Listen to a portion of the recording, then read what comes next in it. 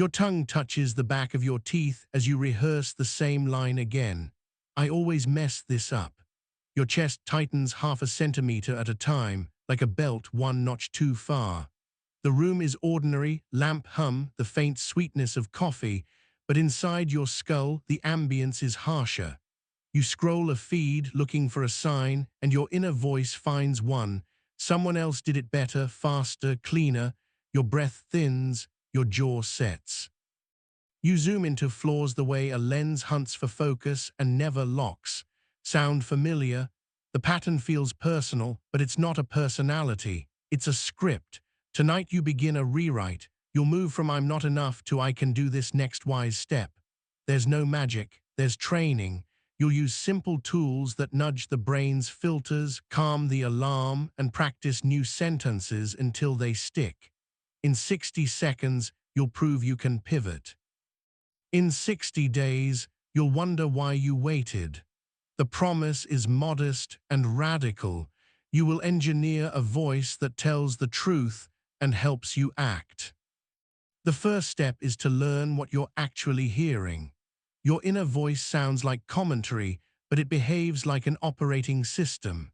It chooses what to highlight, what to hide, and what to label as dangerous. When self-doubt speaks, your amygdala often speaks with it, tugging blood flow from the prefrontal cortex so analysis shrinks and impulse grows. Negativity bias doubles down because the brain prefers to avoid pain more than it seeks reward. The fix is not to argue with the brain, the fix is to give it a better job description. You will do that with the voice map and the one-word switch. 2 small names, big leverage. You don't need a lecture in neuroscience, only a handle. When you slow your exhale, you lower the alarm. When you label a thought as a thought, you regain options.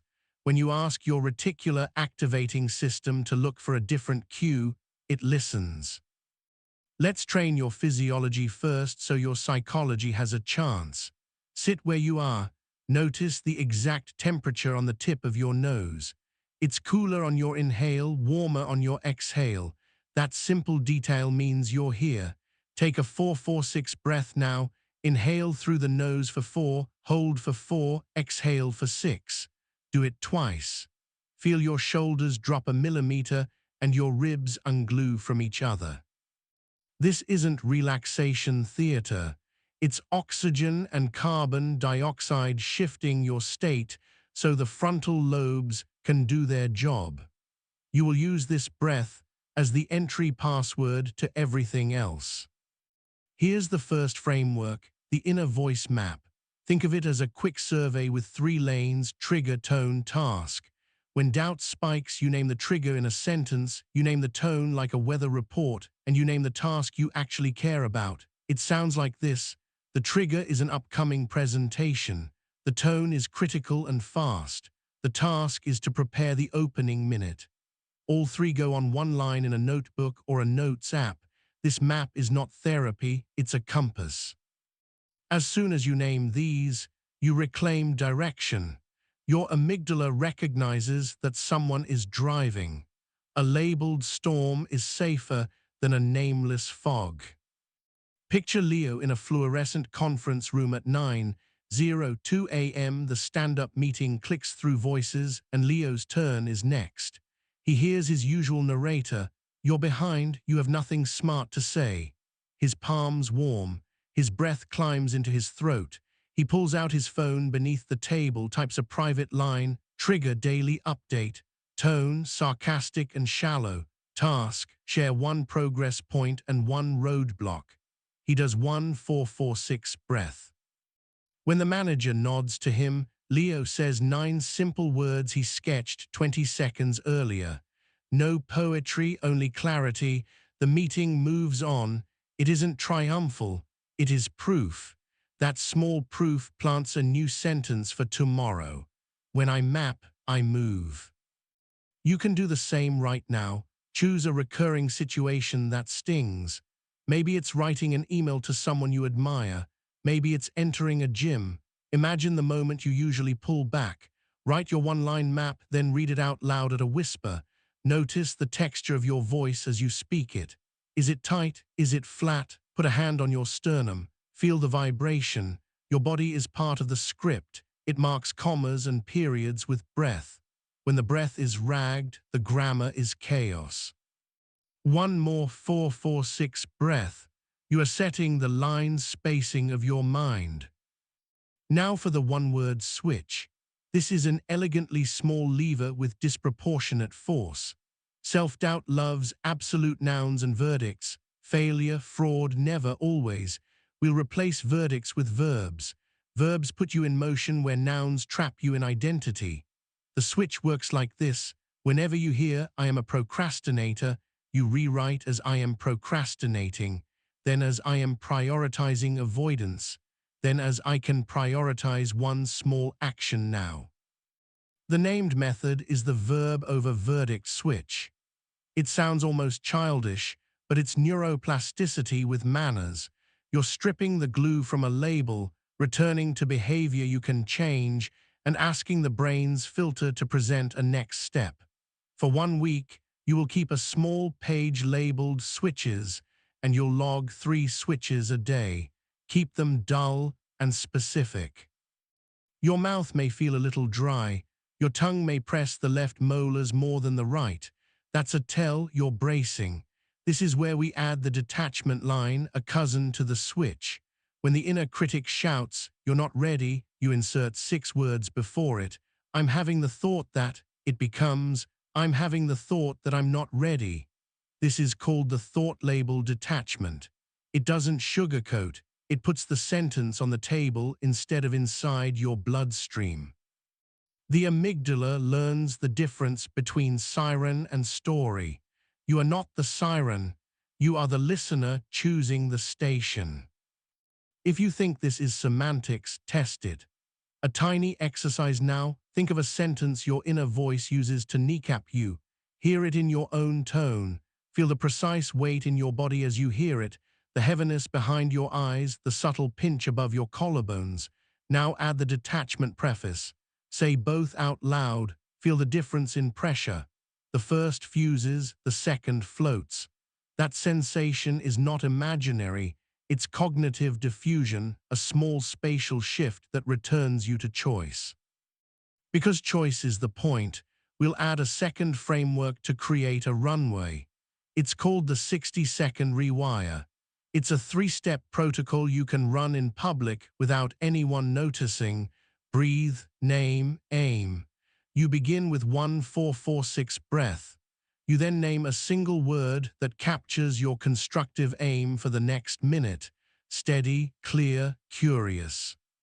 Finally, you pick an action under 30 seconds that expresses that word. Draft the subject line, ask one clarifying question, stand and pour water. Your reticular activating system, which acts like a searchlight for relevance, gets a new keyword. You told it curious, so it starts looking for question marks instead of threats. The method is not mystical. It's a nervous system nudge married to a linguistic cue and a behavior, repeated until it becomes local culture inside your skull. Let's connect the dots with another story. A text comes from someone you care about. Can we talk? Your stomach drops, your heart speeds, your inner voice assembles a montage of endings and arguments. You can feel the heat in your cheeks and the odd coolness in your fingers. You run the 60-second rewire without asking permission. 1-4-4-6. The word steady. The action, read the last 3 texts with a soft focus. You notice the last exchange ended kind. You reply, yes. Is now good or later? The conversation later is still human and messy, but your voice inside is not the prosecutor, it's the coach. This is not about pretending everything's fine. It's about staying fine enough to make something better. Here's the science in plain clothes. Your inner monologue is a stream of predictions tied to memory. The amygdala flags anything novel or potentially costly. The prefrontal cortex evaluates and plans. Negativity bias makes alarms louder and compliments quieter because danger is expensive. Neuroplasticity means the pathways you fire are the ones you wire. Repetition is rehearsal. You don't need to remember the regions. Remember the rule. Give the alarm a handle, give the filter a target, give the body a rhythm, and then practice a sentence until it is boring. Boring is beautiful. Boring means automatic. Automatic means free. Training becomes real when it meets friction. Imagine the late-night desk scene. You promised yourself you'd work 30 minutes, but the voice is already bargaining. Your eyes sting. The room feels too warm, the shirt collar too present. You run the map.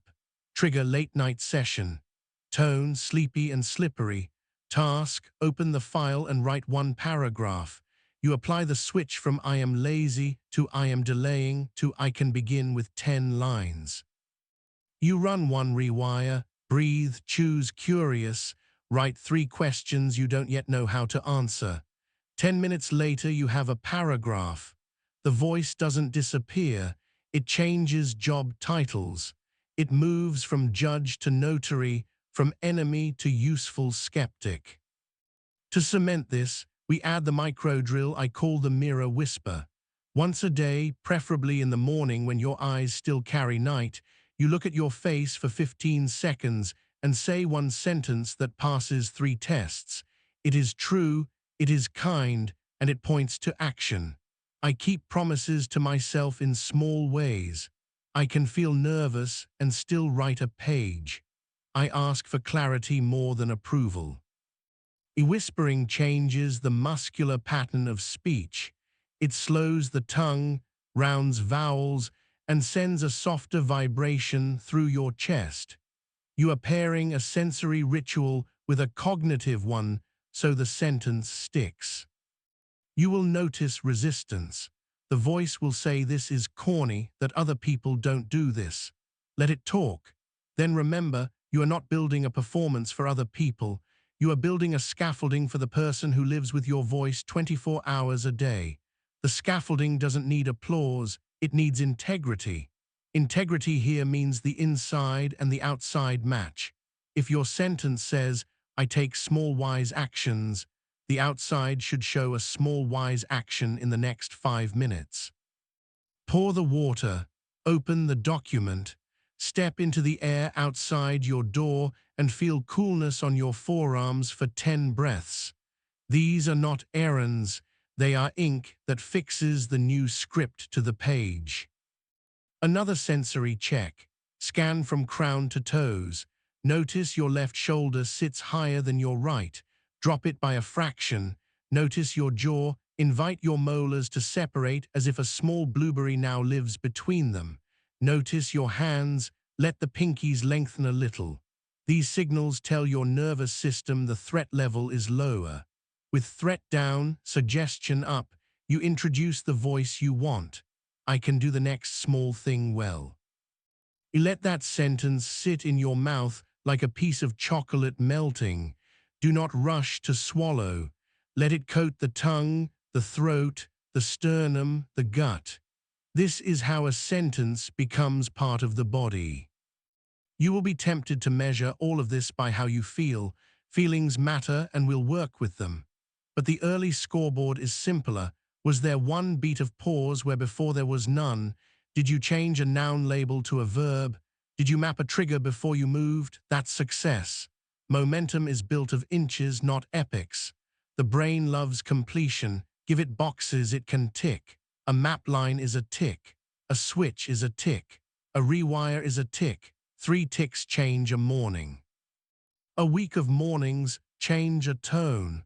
A changed tone changes a life. Remember the identity cue. It sits quietly beneath everything. You are the awareness, not the emotion, the author, not only the character. When the inner voice speaks, you can listen as the sky listens to weather. Clouds pass, the sky stays. Storms matter, the sky holds. Every time you name a thought as a thought, every time you breathe so you can choose a verb, you strengthen that identity. You're not pretending the weather is blue when it's black. You are remembering you are bigger than the storm and capable within it. Let's close the first session with a compact rehearsal you can run tonight. Stand if you can, feel your feet. Imagine the sentence that most often stops you. Add the detachment preface. Switch the noun verdict to a verb. Map your current trigger, tone, and task in one line. Run 1446 breath. Pick one word, steady, curious, or clear, and take one 30-second action that matches it. Hear the internal click when action lands. That click is the sound of your voice growing up. You are not waiting to feel confident. You are practicing being credible to yourself. Credibility, repeated, becomes confidence. As you settle back, notice the rustle of air at your nostrils again. Count the beat of your heart against the back of your left hand. If your mouth has moisture again, that's progress. If your shoulders sit easier, that's progress. If the sentence, "I'm having the thought that I can try," feels closer, that's progress. You did not unmake decades in 20 minutes, you built a hinge. Tomorrow it will swing with less friction, and the day after it will begin to swing by itself. That's how rewrites go. First effortful, then patterned, then part of who you are. You are rewiring the inner voice from self-doubt to strategic self-talk. You won't do it with slogans. You'll do it with maps, switches, breath, and small actions, performed again and again until they are woven into your days. The voice you want is not loud, it's clear. It doesn't flatter, it guides. It will ask you for evidence, and you will bring it the smallest possible piece. Over time, that pile of small truths will be larger than any old story. Keep your notebook close. Keep your breath long. Keep your verbs moving. You are ready to continue. You've started to hear the difference between a voice that bullies and a voice that builds. In part 2, you'll sharpen that edge. Doubt loves to braid raw sensation with an instant story and pass the rope off as truth. Your job is to unbraid it. The method is called the signal story split. Signals are the body's facts: heat in the face, flutter in the chest, pressure behind the eyes. Stories are meanings you add. I'm failing, they don't respect me, this will never work. When signals and stories fuse, your options collapse. When you split them, the prefrontal cortex regains room to think. We'll pair the split with a second framework called the three-angle reframe. The angles are positive, plausible, neutral, accurate, and protective, risk-aware. You'll move through them like changing camera lenses, not to sugarcoat, but to see cleanly enough to choose. Start by locating a live edge in your day. Remember a moment from this week when a single sentence in your head changed how you acted. Bring it back, but slow it down. Feel your breath at the notch where your collarbone meets your sternum. Name just the signal: warm cheeks, quick breath, tongue stuck to the roof of the mouth. Sit with those facts for 3 breaths. This pause is not indulgence. It's a hand on the amygdala's shoulder that says, "I see you." Then whisper the story you had glued to the signal. Hear how absolute it sounds. You are the awareness that can separate weather from forecast, sensation from interpretation. That separation is where leverage lives. Let me show you what this sounds like in a real room. Sam, a first-year designer, presented a mock-up to 2 senior leads. 10 seconds in, one lead frowned and pinched the bridge of her nose. Sam felt heat cascade down his neck and a surge of thoughts. "She hates it. I'm not cut out for this." He stopped mid-sentence, stumbled, and left the meeting convinced he'd set his career on fire. That night, he ran the signal story split for the first time. He wrote on a page: signal, heat in neck, shallow breath, jaw clench, story, "She hates it, I'm not cut out." He noticed the moment where the story leapt across an invisible gap. He practiced reading the signals aloud like a weather radio: warm front, gusts from the east. Then he wrote one neutral sentence: "A person frowned while I presented." The next morning, he asked the lead for feedback. She said the frown was about a color contrast that might cause accessibility issues and that the overall flow was promising. He still needed to adjust the design, but his inner voice adjusted too. It shifted from doom to duty, fix contrast, clarify layout. Your micro drill now is 90 seconds long. Close your eyes if you can. Set a gentle count with your exhale. For the first 30 seconds, scan and name signals only, no stories. If a story pops up, tag it with the detachment line, "I'm having the thought that," and return to signals. For the second 30 seconds, choose one angle of the three-angle reframe and speak it quietly. Positive plausible might sound like, "There's a reasonable chance this is fixable." Neutral accurate might sound like, "Two tasks are due, one is late by a day." Protective risk aware sounds like, "If I keep spiraling, I will waste the next hour." For the final 30 seconds, pick one 30-second action that honors the angle. If positive, list one path. If neutral, open the calendar. If protective, close a tab. You just ran a tiny lab where physiology, language, and behavior aligned. If you worry that the reframe is just positive thinking in a nicer suit, remember the negativity bias. It isn't evil, it's insurance. Your brain saves you by overestimating threats. A bias needs a counterweight. The three-angle reframe supplies it by including the protective angle, which respects risk rather than dismissing it. When you include all three angles, you're not gaslighting yourself, you're widening the window. The reticular activating system will then scan for the angle you pick last.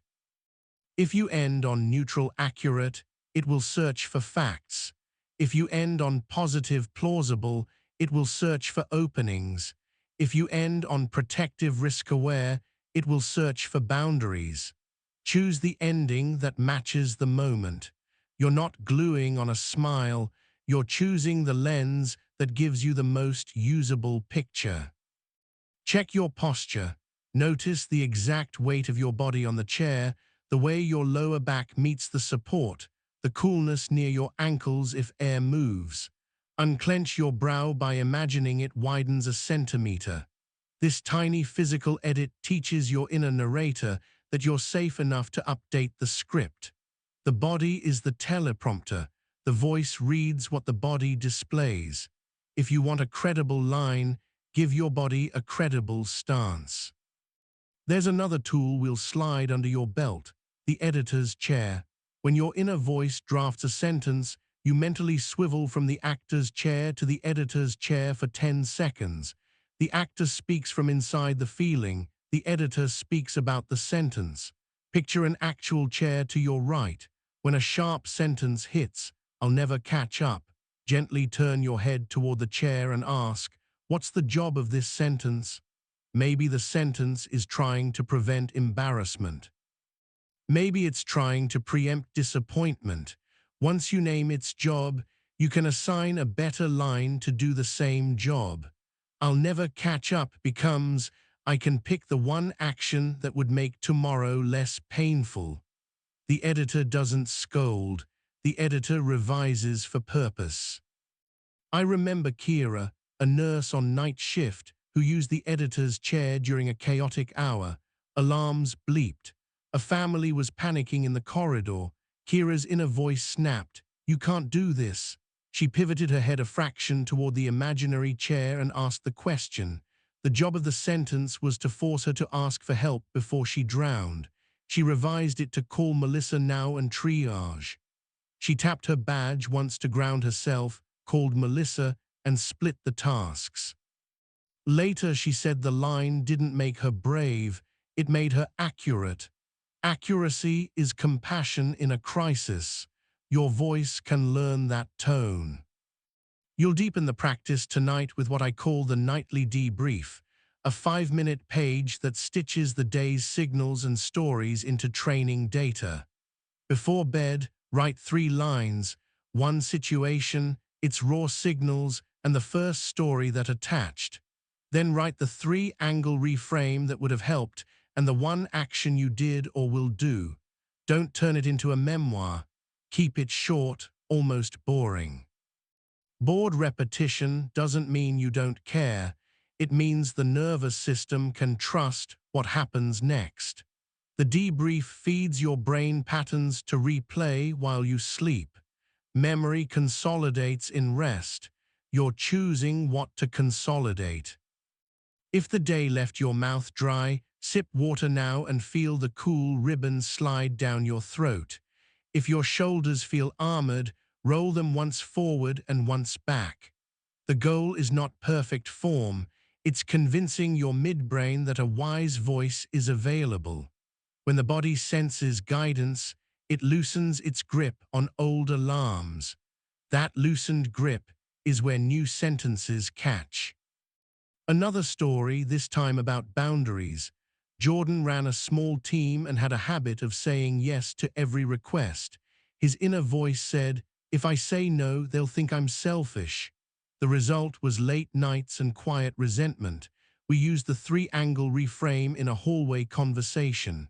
Protective, risk-aware. If I keep saying yes, quality will drop and trust will erode. Neutral, accurate. I have 10 hours this week for ad hoc tasks. Positive, plausible. Saying a clear no can model healthy scope. He walked back to his desk and wrote a one-sentence response template. "I want to help. I can fit 60 minutes next Thursday. Does that still help?" The next request arrived. He used the sentence. The team member said yes to Thursday. Jordan's inner voice took note. Boundaries can be generous. The sentence moved from threat defense to value defense. That is identity work disguised as scheduling. Your identity cue threads through all of this like a soft baseline. You are the awareness, not the emotion. When you sit in the editor's chair, you act from that place. When you split signal from story, you prove it. You are the author that can decide what the narrator says next. This isn't theatrical. It's practical, like choosing which app has microphone access. Here's a 30-second in-the-wild drill called the doorway reset. Anytime you pass through a physical doorway, let it cue a micro-split. Whisper signal and name one body fact. Whisper story and name the sentence trying to ride it. Then pick one of the three angles and let your next step embody it. If you choose neutral, walk to your desk and open the calendar. If you choose protective, close the tab you know is a rabbit hole. If you choose positive, send a single-line message that creates momentum. Doorways are perfect anchors because your hippocampus already marks them as context shifts. You're piggybacking on the hardware. If you need more traction, add the self-compassion sandwich, a tiny upgrade to the three-angle reframe that keeps the nervous system open. It goes like this: acknowledge the signal and struggle, place the neutral fact, and end with a doable kindness. My chest is tight and I'm overwhelmed. 2 deadlines are close. I'll set a timer for 12 minutes and move one piece. Kindness is not indulgence, it's fuel. Harshness burns fast and leaves smoke.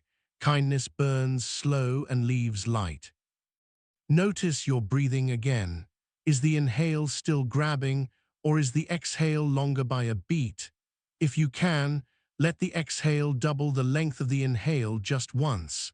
The longer exhale is a lever on your vagus nerve, shifting your state toward rest and digest.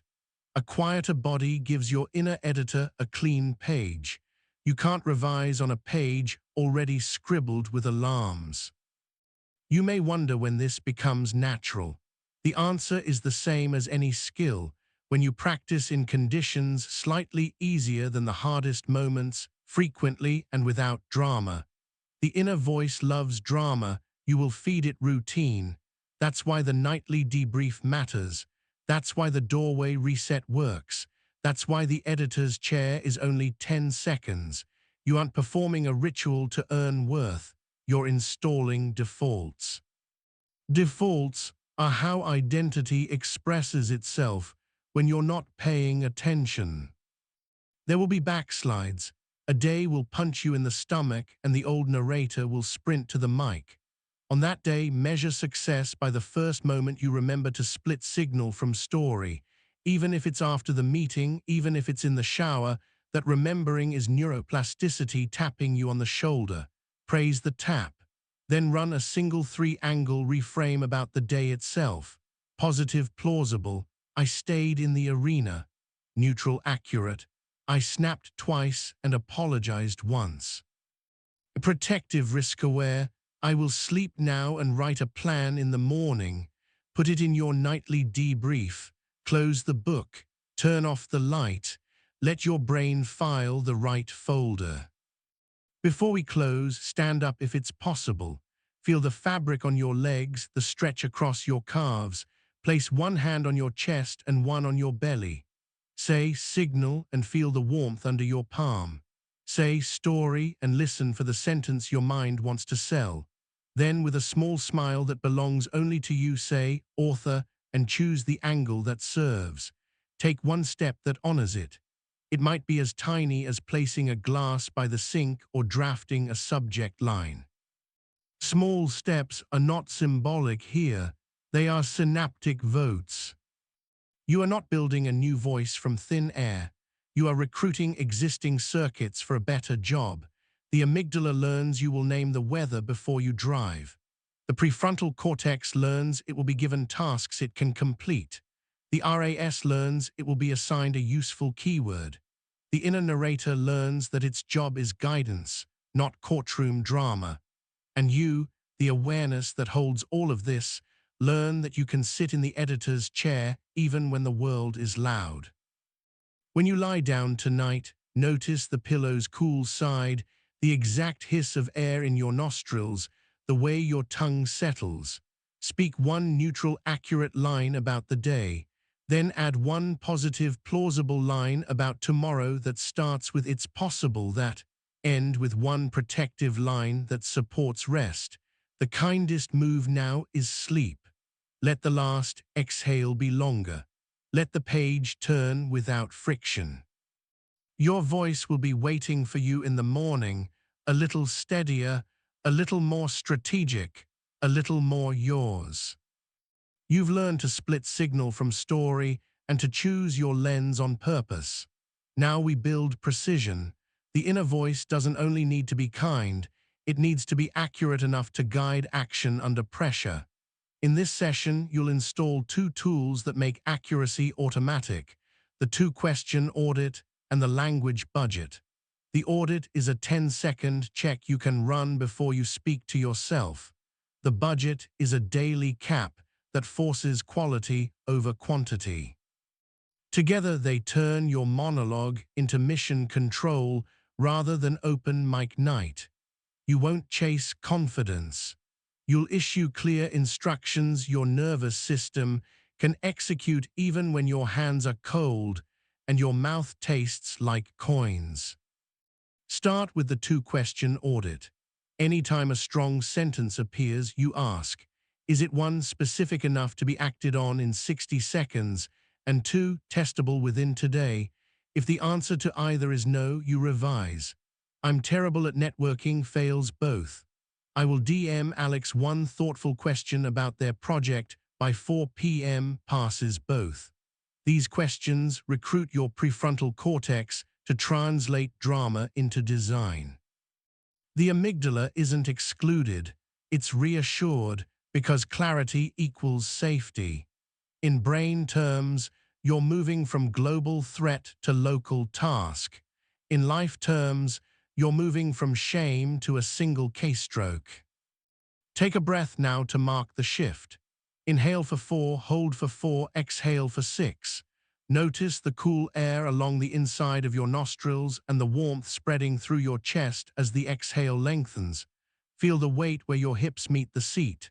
The moment your body registers this weight, the audit gets easier. Heavy body, lighter mind. This is not mysticism. It's the vagus nerve getting a vote. When the exhale wins, the voice can speak in sentences that a busy day can carry. The language budget builds on the audit. You give yourself a daily allotment of self-talk about any single problem, exactly 3 sentences. After the 3rd sentence, you must either take an action or schedule a time to think more. Consider it cognitive cash. If you spend the budget on rants, you go broke. If you spend it on instructions and evidence, you fund momentum. People think they need more self-talk. You often need less, better speech.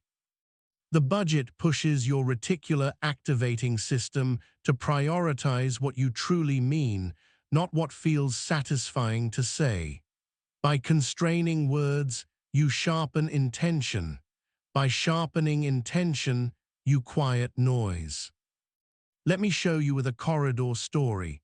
Nisha, a product lead, got a Slack ping, quick sync. Her stomach knotted. That phrase often meant surprise requirements. Her inner voice started its usual flood. She ran the language budget instead. Sentence 1, I notice anxiety in my chest. Sentence 2, the likely ask is scope change. Sentence 3, I will ask for the use case and propose 2 options. Budget spent. She stood, rolled her shoulders once, and walked to the meeting room. In the sync, she asked, which user flow is at risk? The stakeholder named it. Nisha offered 2 bounded choices. The meeting ended in 7 minutes.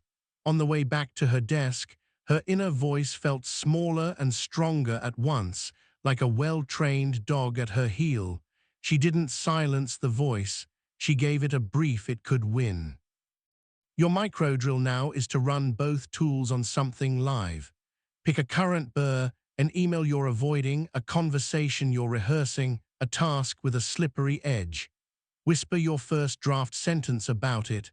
Audit it with the 2 questions. If you need, rewrite it until it passes. Then spend your language budget, 3 sentences maximum, finishing with a verb that would move you an inch. Write them down, read them once, then do the inch. Action closes open loops. Closed loops quiet the limbic system. A quieter limbic system allows for better writing inside your head. This is not linear progress. It's a spiral that tightens toward agency. Check your mouth for dryness and your jaw for pressure. Soften your teeth apart as if a blueberry sits between them. Feel the temperature difference between the skin on your wrists and the inside of your elbows. These sensory anchors keep the training honest. Without the body, clever sentences drift. With the body, even simple ones grip. When your skin tells your brain, "We're here," your inner narrator stops broadcasting from the past. To deepen precision, add a related device called the if-then coach. It's banal on purpose. You pre-write a tiny fork before a predictable stressor. If my mind says you're behind when I open the laptop, then I'll set a 10-minute timer and list only what would make tomorrow easier. The if-then coach is a cousin of implementation intentions, but we use it for tone. You write the sentence as if you are coaching yourself, not commanding. The voice of a coach blends honesty with respect. Your nervous system reads that tone and keeps the channel open. Harshness spikes adrenaline. Coaching recruits effort. I watched this save someone on a rainy Wednesday. Marcel, a grad student, had a lab presentation at noon. At 10:30, he stared at his slides and felt heat crawl up his neck. His mind tried, "You're not ready, bail." He looked at his notebook. If-then coach. If panic spikes before noon, then breathe 4-4-6 twice, highlight 3 findings, and write 1 question to ask the room. He did exactly that. At noon, he opened with the question. A senior researcher lit up and suggested a new angle. Afterward, Marcel said, "The words didn't make me brave. They made me busy with the right thing." That is the point. Strategic self-talk reduces options until only the next wise move remains. Pause and stand up if you can. Let your weight settle into your feet. Notice the slight stretch in your calves and the fabric across your thighs. Turn your head slowly left and right. as if acknowledging two invisible chairs, the actor's chair and the editor's chair from last time. Return your gaze to the space in front of you and pick a keyword for the next minute. Steady, clear, kind. Let your exhale carry the word down to your belly. When the body receives the word, the voice believes it. Now we'll address a sneaky saboteur, vague negatives. Don't mess up seems protective, but the brain struggles with negation. It pictures the thing to be avoided and primes you to enact it. Replace vague negatives with precise protections. The framework is called guardrails, not ghosts. A ghost is a formless warning. A guardrail is a concrete constraint. Don't ramble becomes two sentences, then ask a question. Don't be awkward becomes make eye contact for one breath, then smile small. You'll feel silly writing guardrails at first. Write them anyway. Your inner voice needs handles, not hauntings. Run the two questions on your guardrails. Are they specific for 60 seconds? Testable today? If yes, stamp them approved. If not, revise. Your voice is not a tyrant, it's a craftsman. It would rather plane a sentence until it fits than slam a plank into place and call it done. Craft is love in action here. The love isn't soft, it's stubborn. You keep shaping the line until it holds weight. Another brief story to etch this in. Elena was preparing to pitch a non-profit initiative to a skeptical board. Her inner monologue alternated between "they'll never fund this" and "don't freeze." We wrote guardrails together, open with the one metric that already changed, pause for 2 breaths after slide 3, ask for their risk before presenting the mitigation. In the room, she felt the familiar buzz in her cheeks. She ran her exhale longer, followed the guardrails, and watched 3 heads tilt forward. The vote at the end wasn't unanimous, but the initiative got a pilot. Elena's inner voice archived a new sentence. Skepticism is a terrain feature, not a verdict.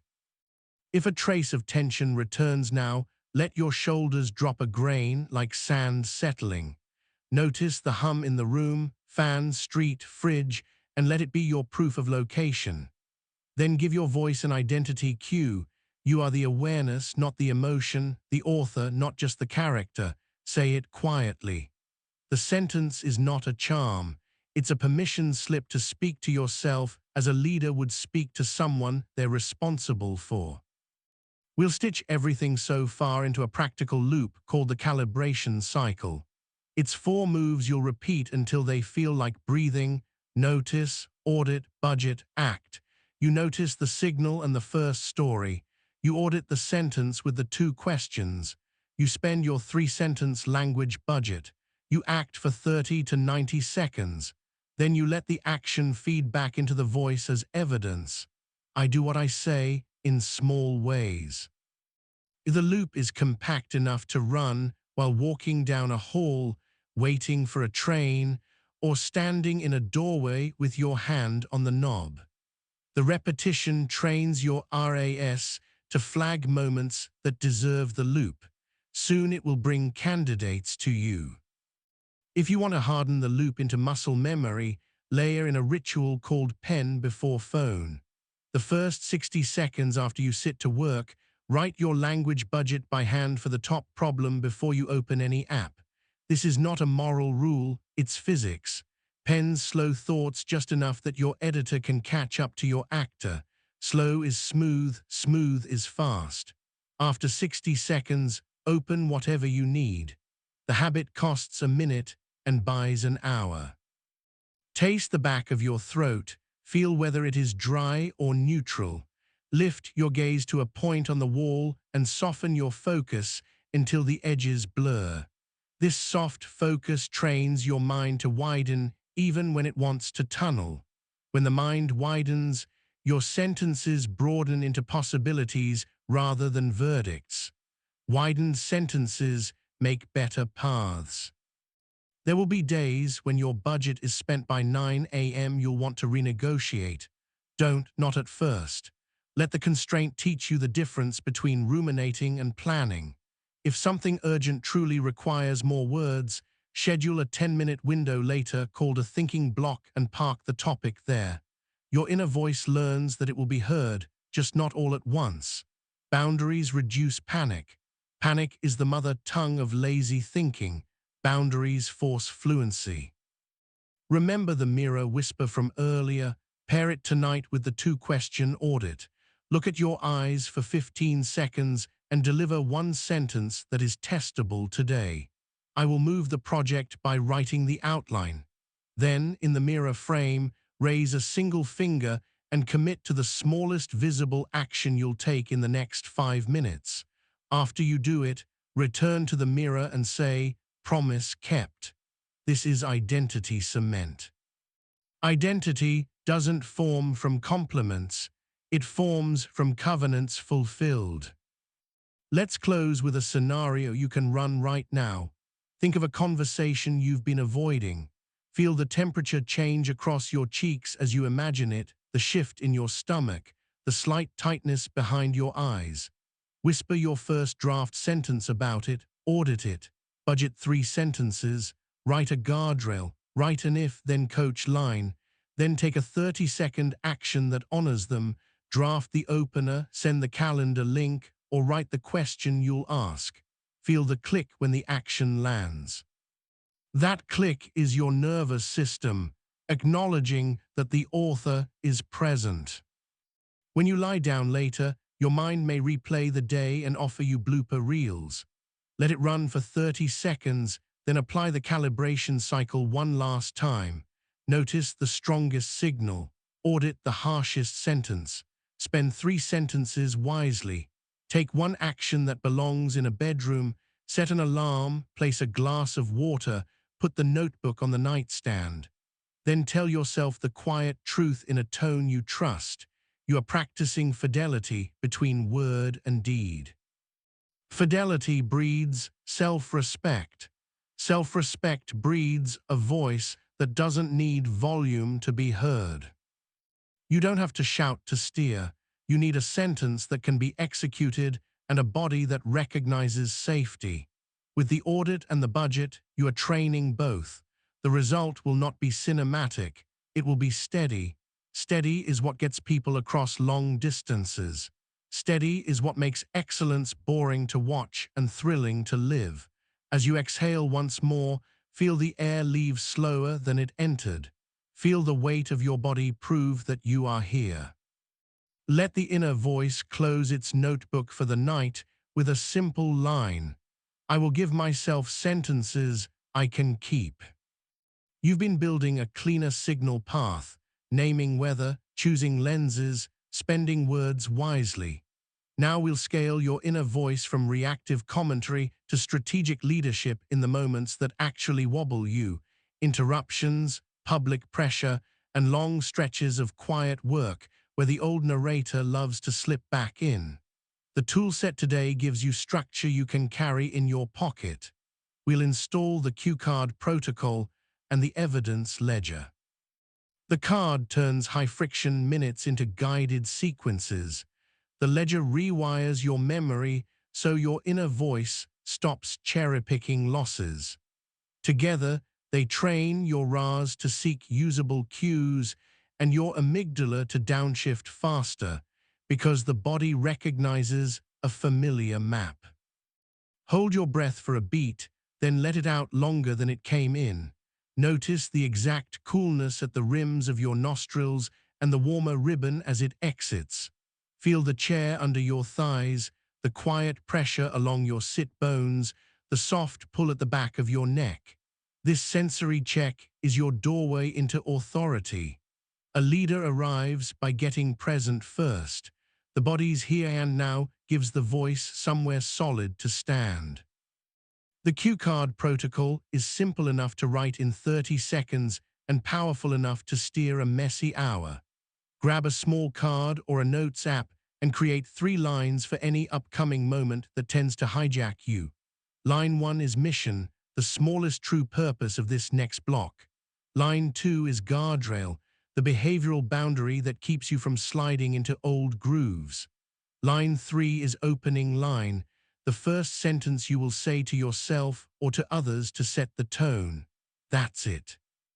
Mission clarifies, guardrail protects, opening line initiates. You're putting your prefrontal cortex in the pilot seat before turbulence shakes the cabin. Watch it work in an ordinary kitchen. You've come home late and dishes stacked like a skyline. The voice starts, always behind, no one helps. You open your notes and write, mission, restore one clear surface. Guardrail, no podcast until the sink is empty. Opening line, one basin, then breathe. You take a 4-4-6 breath, run water, and commit to the basin. 10 minutes later, your shoulders sit lower and the counter gleams in one rectangle. The voice notices evidence. When I set a mission that fits in a minute, I can begin. Your nervous system files this under safe to start, and tomorrow's voice finds less friction. Now a higher stakes room. You're about to lead a meeting with a stakeholder who often ambushes you with last-minute asks. Your palms feel tacky. Your tongue touches your molars. Write the card. Mission, agree on the single milestone for Friday. Guardrail, if scope expands, ask for the user story before saying yes or no. Opening line, to orient us, here's the one Friday milestone I'm proposing. You walk in, you feel heat rise in your cheeks, you speak the line anyway. When the ambush arrives, you tap the card with your thumb like a worry stone and ask, which user story are we protecting? The request shrinks into specifics. You still negotiate, but the narrator in your head changes jobs, from running color commentary to reading the checklist. When the inner voice reads the checklist, your chest loosens by a notch and your face cools. Your micro drill, write a cue card for tomorrow morning's first hour now, don't wait for perfect conditions. Mission, name the smallest output you can verify. Guardrail, choose one friction point to block. Opening line, write the sentence that makes your body move. For example, mission, draft 5 bullet ideas for the intro paragraph. Guardrail, no inbox before the draft. Opening line, ideas first, email after. Read it aloud at a whisper. Whispering slows the tongue and signals care. Put the card somewhere visible. You are preloading your voice with sentences it can trust when cortisol rises. The second framework is the evidence ledger. Your inner voice tends to remember stings and forget steady wins. That's not character, it's bias. Negativity gets front row seats because pain is expensive. The ledger reallocates seating. Once a day you record 2 lines only, one micro-proof of integrity, I kept a promise I made to myself, and one micro-proof of competence, I executed a task competently. They must be specific enough that a stranger could picture them. Sent the follow-up note with the 3 links. Closed the browser and wrote for 12 minutes when panic hit. You're not writing affirmations, you're writing receipts. Receipts train memory. Memory trains identity. Identity trains automatic language under stress. You'll be tempted to make the ledger pretty. Resist. Keep it plain, short, almost boring. The brain consolidates what repeats without threat. When the ledger is simple, you'll actually do it. When you do it, your RAS learns to notice moments that could be ledger-worthy in the future. In a week, you'll hear your inner voice say, "This counts," and that sentence will tilt you toward the helpful action. The voice becomes a spotter for good form, not a heckler for mistakes. Let me put both tools into a small drama. Bree, a project manager, dreaded one colleague's habit of just a quick thought messages that ballooned into work. Her inner voice flared, "Say yes or they'll think you're difficult." We built a cue card before her next one. Mission, agree on responsibilities for the sprint. Guardrail, no agreeing to new tasks without removing one. Opening line, let's list what's in and what's out before we brainstorm. In the meeting, the colleague suggested 2 add-ons. Bree named the user and the timeline, then used the guardrail. If we add this, what comes off? The colleague paused, laughed, and dropped one. Bree's inner voice logged a ledger line that night. I held the guardrail and stayed kind. A month of that sentence replaced I'm difficult with I'm dependable with boundaries. Check your breath. If it's shallow, stretch your exhale by 2 counts. Feel the skin on your forearms cooler than your neck. Listen for the faintest background sound in the room and let it anchor you. A fridge hum, a distant car, a fan's low whir. When your senses orient, your amygdala downgrades the alert and your editor can step in with clean language. Clean language is not fancy, it's functional. It gives the next 30 seconds a job. Because interruptions are the acid test, we'll add a micro protocol called the bell. When your phone pings, treat the chime as a meditation bell. 3 steps: breathe once, silently say mission, then either engage for 60 seconds or park it for later. If you engage, you write a single sentence reply or make one tiny move. If you park, you write it into your calendar. The bell deconditions the reflex to dive headfirst and replaces it with a ritual. Ritual lowers uncertainty. Lower uncertainty blinds the inner heckler. Your voice can then choose tone instead of inheriting panic. There's a story from a crowded train, midday heat pressing through the windows. Omar, a junior attorney, received a text from his supervisor. We need to talk. The old voice started its siren. He felt sweat bead near his temples and that metallic taste rise. He rang the bell, 1446 breath. Mission, he whispered. Engage or park. He parked. Calendar slot at 2:15 to draft a reply and list 3 outcomes. At 2:15 he wrote, happy to connect. What's most urgent on your side? I can make 4 p.m. or send an outline in 30. The supervisor replied, outline is perfect. Omar's ledger that night read, used the bell instead of spiraling. The sentence in his head the next morning lost its edge. It sounded like a coach clearing his throat. There's a third, tiny add-on that supercharges the cue card, echo replace. Many environments feed you phrases that carry junk, quick question, real talk, urgent. Your nervous system hears them and spikes. With echo replace, you translate incoming language into neutral operational words before you respond. Quick question becomes one request. Urgent becomes time-sensitive. Real talk becomes feedback. You don't police others, you coach yourself. The words you echo inside become the stage directions for your nervous system. Calm words, calmer moves. Run a live drill. Think of a phrase that reliably sets your teeth on edge. Hear it in the voice you usually hear. Let your shoulders creep up a millimeter. Then translate it with echo replace and speak the replacement aloud. Notice the shift in pressure at your temples. It's not magic. It's the difference between a flashing siren and a streetlight. One tells you to brace, the other tells you to proceed with care. We'll extend the evidence ledger with a once-a-week reflection called the pattern receipt. On Sunday night, scan your 7 entries and write one sentence that begins, I seem to do best when, or I lose traction when. Keep it simple. The point isn't poetry, it's predictability. Once your inner voice sees a pattern, it will start preloading the cue card for those conditions. That's sophisticated self-talk, noticing ahead of time and arriving with the right sentence already warm on your tongue. I want you to feel the shift in your body when self-talk becomes leadership. Right now, let your jaw soften, teeth slightly apart. Press your tongue gently to the roof of your mouth and release.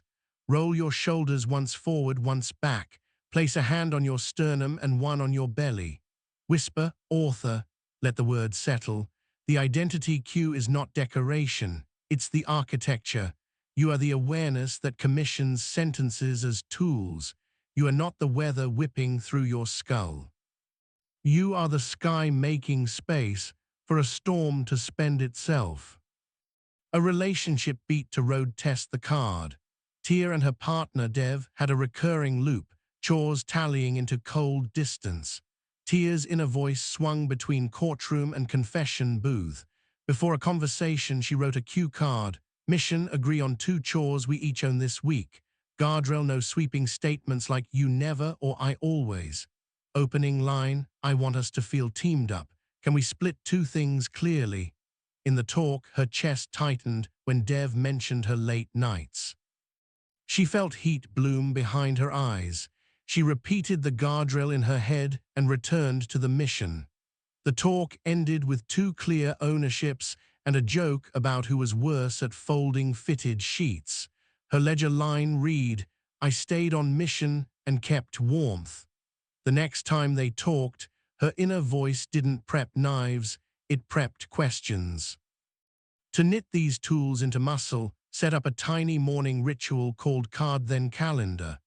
Write 1 cue card for your first meaningful block, then put only the mission into your calendar title.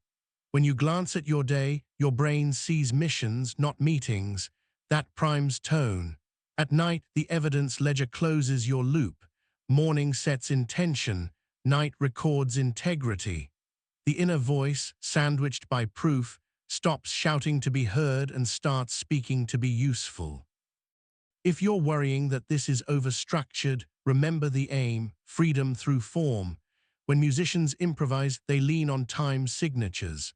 The cue card is your time signature. The evidence ledger is your metronome. Inside that beat, you can dance. On the days you forget the card, borrow your body as the card. Press thumb to index finger, mission, middle finger to thumb, guardrail, ring finger to thumb, opening line. No one will notice. Your nervous system will. Anchors can be tactile when paper is far. Return to your senses. What's the light like in the room? Is it cool blue, warm amber, or gray daylight? What's the texture of air on the back of your hands? Can you feel the gentle pull of gravity on your eyelids? These details prove you're here enough to choose. Then choose a live situation for tomorrow. Write the 3 lines, say them once. Place the card where your eyes will land first. Later, when you execute, notice the faint click, the internal relay that flips from dread to action. That click is the A/B test. Your brain runs behind the scenes, and you are feeding it better conditions for A to win. We'll close with a short scenario you can run in 60 seconds. Imagine opening your laptop to a wall of messages. Your mouth dries, your shoulders inch up, your stomach tightens. You pull your card into view. Mission: triage 5 messages, not answer all. Guardrail: no composing long replies in triage. Opening line: scan for deadlines, then for dependencies. 1446 breath. You scan, star, and schedule 2 replies for later. You stand, pour water, take 2 sips, and sit again. The inner voice doesn't gloat. It nods. It says, good, next. That tone is the voice of a leader who trusts you. You'll keep meeting weather. Some days you'll misplace the card or forget the ledger. On those days, measure success by the first moment you remember. Write 1 mission midstream. Record 1 line at night. These crumbs build a path. The amygdala learns that you will show up with structure. It doesn't need to blast the horn. The prefrontal cortex learns that you feed it tasks, not riddles. It doesn't need to stall. The RAS learns the keywords you value: steady, clear, kind, and brings you scenes to match.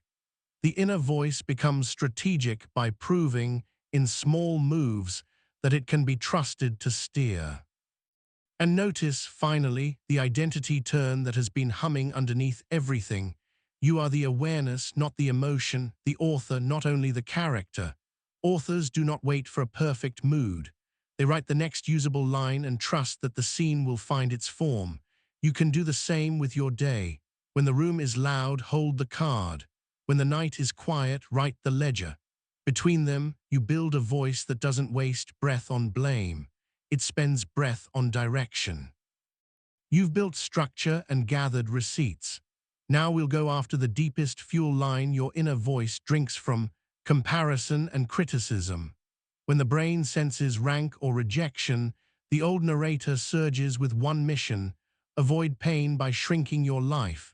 Today you'll install two frameworks that keep you expansive without becoming reckless.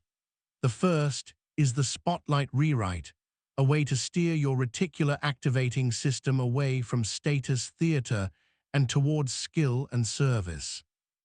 The second is the Critic-to-Coach Transmute, a protocol for converting harsh self-judgment into instructions you can actually use. Together, they turn comparison into calibration and criticism into craft. Begin by noticing your body as it sits right now. The air at your nostrils is cooler on the inhale, warmer on the exhale. Your tongue rests against your upper palate, let it drop. Your shoulders might be a fraction high, lower them a grain of sand. Feel the temperature difference between the back of your hands and the skin of your neck. This is your safe room. When the body believes it is not on trial, the voice can speak like a guide instead of a guard. The Spotlight Rewrite starts with a blunt truth. Your RAS shows you what you ask it to show. If your question is "where am I behind them?", you will get a highlight reel of their wins and your gaps. If your question is "what skill is this moment asking me to develop?", you will get ingredients, not indictments. The rewrite has 3 lines. Line 1, name the stage, where the comparison is flaring, feed, meeting, party. Line 2, name the skill, not the person, at the center, concise writing, pacing, asking for context, finishing. Line 3, name a service, who benefits when you improve that skill. The stage keeps you honest, the skill keeps you actionable, the service keeps you generous. Your inner voice becomes a stage manager, not a gossip columnist. Try it with a quick story. Ria, a software engineer, opened a thread where a peer posted a crisp demo video that racked up praise in an hour. Ria's chest tightened, her jaw found the back molars, her sentences turned caustic. Of course, they always have time to polish. She ran the Spotlight Rewrite in her notes. Stage, team, channel. Skill, demo, pacing with 1 outcome per minute. Service, save reviewers time so decisions move faster. Then she set a 20-minute block to draft an outline for her next demo. Outcome, path, ask. The comparison didn't vanish, it dissolved into a plan. Her RAS had a new keyword, pacing, so it began noticing talks with clean beats. 1 week later, she presented in 4 minutes and got the green light. Her inner voice recorded a line worth keeping: "When I name the skill, I get my energy back." Make it physical. Sit taller by a centimeter and relax your belly by the same. Inhale for 4, hold for 4, exhale for 6. Whisper, stage, skill, service. As you exhale, picture the words dropping into your chest like 3 pebbles into a shallow bowl. The bowl is your attention. The pebbles settle, the water calms, the surface clears. Now pick a fresh scene that has been gnawing: someone else's promotion, a friend's trip, a rival's polished thread. Write the 3 lines. If your mind tries to turn the skill back into a person, gently edit it back. Skills are verbs, gossip is glue. To make the rewrite stick during the day, pair it with a micro drill called 30-second service scan. Anytime you feel yourself scrolling with heat in your cheeks and a hollow in your stomach, ask, "Who benefits if I improve this one skill today?" If an answer arrives, "My team, my clients, my future self," close the app. Do one action under 30 seconds that serves them. Send 1 clarifying question, archive a stale thread, add 1 line to a draft. That movement gives your brain a dopamine crumb tied to service rather than status. Over time, the RAS learns to seek service cues first. The voice sounds less like a judge and more like a steward. Now the second framework, the Critic-to-Coach Transmute. The critic's job is to protect you from humiliation by predicting failure globally. The coach's job is to protect your future by specifying what to try next locally. We need both instincts, we only want one at the mic. The transmute runs in 4 steps, each named so you can call it fast: catch, class, carve, commit. Catch the barb verbatim. Class it as past, present, or future. Carve it into one behavior you can test. Commit to a time box. Catching means you quote your critic exactly. You sounded stupid in that meeting. Classing means you choose the time category. Past means what already happened. Present means what I am doing right now. Future means what might happen. If it's past, the coach focuses on extraction, what to learn and what to repair. If it's present, the coach focuses on immediate form. If it's future, the coach focuses on prevention via guardrails. Carving means you produce a single behavioral instruction. Commit means you assign a minute count so your nervous system knows there is a door. An evening anecdote. Matteo, a marketing assistant, left a call where he'd pitched 2 ideas. After his mind stabbed him, "You rambled and wasted their time." He wrote the critic's line. Catch, he labeled it past. Class, he carved. Pull the transcript, trim 3 sentences into 1-line headlines. Carve, he committed 12 minutes before dinner. Commit, 12 minutes later he had 2 headlines and a template for next time. He sent a short note. "Thanks for the call. Here are the 2 1-line proposals to reference." The manager replied with a thumbs up and a "let's run with the second." Matteo's inner voice learned a form. The critic can flag a pain point, but the coach gets to write the plan. Let's run your own transmute in real time. Think of a fresh sting, something you said, wrote, or didn't do. Hear the critic's sentence exactly. Feel the pressure behind your eyes, the slight heat in your ears, the dryness on the sides of your tongue. Write the sentence verbatim. Label it past, present, or future. Now carve one behavior you can perform in 60 seconds to move the needle or repair a nick.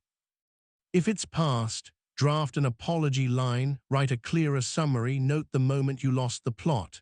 If it's present, slow your breath, stand up, reset your guardrail. If it's future, pen an if, then coach line. Set a timer for 60 to 180 seconds. Begin. Notice how the pressure in your chest changes when your hands move. Action metabolizes adrenaline. Precision replaces punishment. Because criticism can come from outside too, fold in echo replace from the last session. When someone gives you blunt feedback, echo it inside in operational language before you respond. "This is sloppy" becomes "needs clearer structure and fewer adjectives." Then run catch, class, carve, commit. Your voice remains the editor even when other people audition for the role. We'll anchor this with a relational scene. Mina and her sister Layla often argued about money. At a family dinner, Layla said, "You always guilt-trip me when I say no." Mina's cheeks flushed, her breath shortened, her inner voice loaded the cannons. "She's unfair, you're generous." Instead, Mina inhaled and labeled stage, family table, skill, boundary with warmth, service, relationship durability. She replied, "I don't want to guilt-trip you. I do want us to be clear. We can talk after dessert." Later, when alone, she caught the critic's post-game. "You sounded weak," classed it as past, carved it into write a 2-sentence boundary template, and committed to 10 minutes. The template began, "I respect your no. Here's my yes and no for next time." The next month, they spent less time in court and more time planning a trip. Self-talk didn't solve money, it solved tone. Pause your reading, set your gaze on a point on the wall and soften your focus until the edges blur. Feel the weight of your forearms on your thighs. Sense the pull of gravity at your eyelids. Whisper, "I am the awareness, not the emotion." This identity cue is your circuit breaker. It reminds the body that you can step into the editor's chair and choose which voice drafts the next line. The critic can raise a flag, the coach writes the play. To strengthen the muscles we're training, create a tiny environment tweak called the merit shelf. It's one corner of your desk or a digital folder with 3 visible artifacts: a thank you note, a screenshot of a useful message you sent, a photo from a time you were steady under pressure. These are not trophies, they are calibration tools. When the critic shouts a global verdict, you glance at the shelf and ask, what skill did those moments display? You list the verbs: clarified, paced, followed through. Then you pick one to repeat in the next minute. The shelf is proof that your identity includes competence. Your voice can borrow that when the present is loud. Add a micro-practice called the 2-switch walk. When comparison burns, stand and walk for 60 seconds. On step 10, run the verb over verdict switch. Change I'm a fraud to I am fearing exposure to I can prepare one clarifier. On step 40, run the thought label detachment. I'm having the thought that they're beyond me. On step 60, speak one service line. Someone benefits if I write this one page. By the time you sit, your blood has moved, your breath has lengthened, and your language has relocated from courtroom to workshop. There's a quiet saboteur worth naming: perfection as proof of safety. The nervous system treats spotless work as insurance against criticism, but spotless is often slow, and slow feeds shame. We'll replace perfect with publishable. The framework is called good enough to ship. You define 3 objective criteria a piece must meet to count as shippable. For a message, 1 clear ask, 1 deadline, 1 next step. For a draft, 1 thesis, 3 supporting beats, a signpost sentence at the top. For a demo, 1 outcome per minute, a pause at minute 2, 1 request at the end. Write your criteria for a task you're avoiding, put them on a sticky. When your critic says not ready, check the boxes. If 2 are met, spend 1 more timed block. If all 3 are met, ship. The coach is decisive because it trusts its own standards. The critic respects standards it can see. Story from a humid afternoon. Andre, a personal trainer building online clients, kept delaying a how-to video because others in his feed produced glossy edits. His inner voice said, if it isn't cinematic, it damages your brand. We wrote good enough to ship, 1 movement, 1 cue, 1 common mistake. He filmed in a single take on his phone, posted, and added captions with the 3 points. A client wrote, this fixed my form. Andre's ledger that night read, shipped to standard, helped a real person. The next morning, his voice didn't ask for perfection, it asked for the 3 checks. A standard power washes shame. Touch your jaw again and create space between molars as if a blueberry rests there.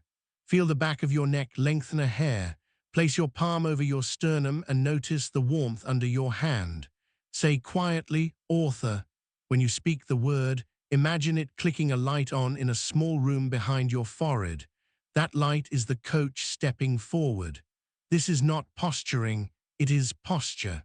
The body models the role so the voice can perform it. We'll add 1 more piece called shadow gratitude. Comparison blinds you to the fact that even your pangs are signals of values. Shadow gratitude sounds like this: I'm grateful my envy points to a value of mastery. Or, I'm grateful my embarrassment points to a value of clarity. Gratitude here is not approval of pain, it is acknowledgement of direction. When you say it, your amygdala hears that there's meaning in the signal and calms a notch. Then you run spotlight rewrite and the transmute. Values make the work feel less like penance and more like pilgrimage. Practice it now. Think of a person whose work makes your stomach drop a little. Whisper, thank you signal for pointing to my value of. Fill it with a verb, depth, steadiness, originality, service. Exhale longer. Now write stage, skill, service. Then catch, class, carve, commit about one concrete improvement you can make in the next block. Round it off by writing your 3 shippable criteria on a sticky and placing it where your eyes will land tomorrow. Because we promised drills, here is the 5-minute lab to run today. Minute 1, 4-4-6 breathing and 1 round of shadow gratitude. Minute 2, spotlight rewrite for the noisiest comparison. Minute 3, Critic-to-Coach Transmute on the harshest sentence from today. Minute 4, define good enough to ship standards for a single task.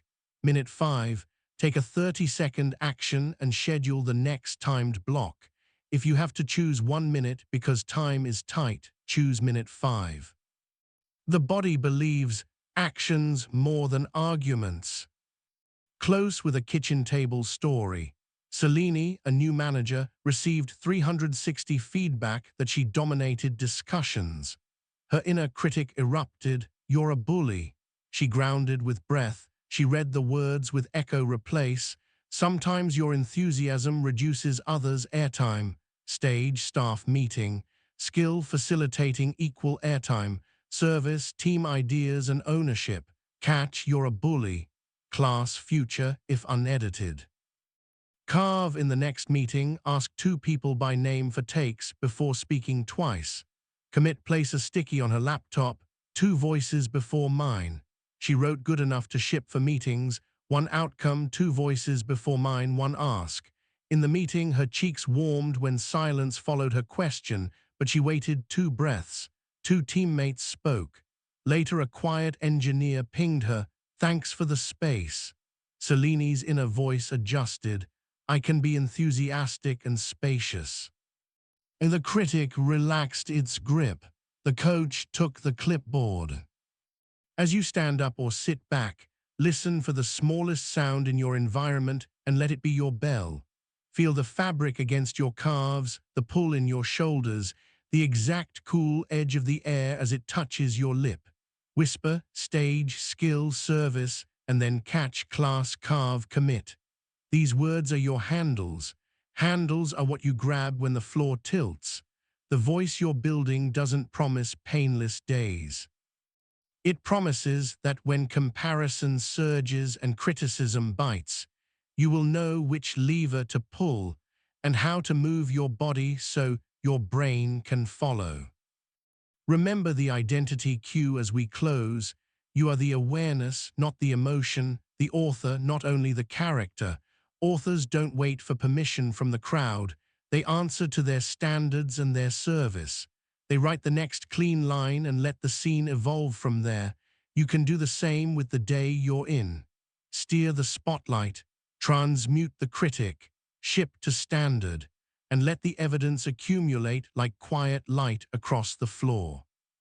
You've learned to turn comparison into calibration, criticism into craft. Now we'll build the structure that keeps your inner voice sturdy when the world tugs at your sleeves.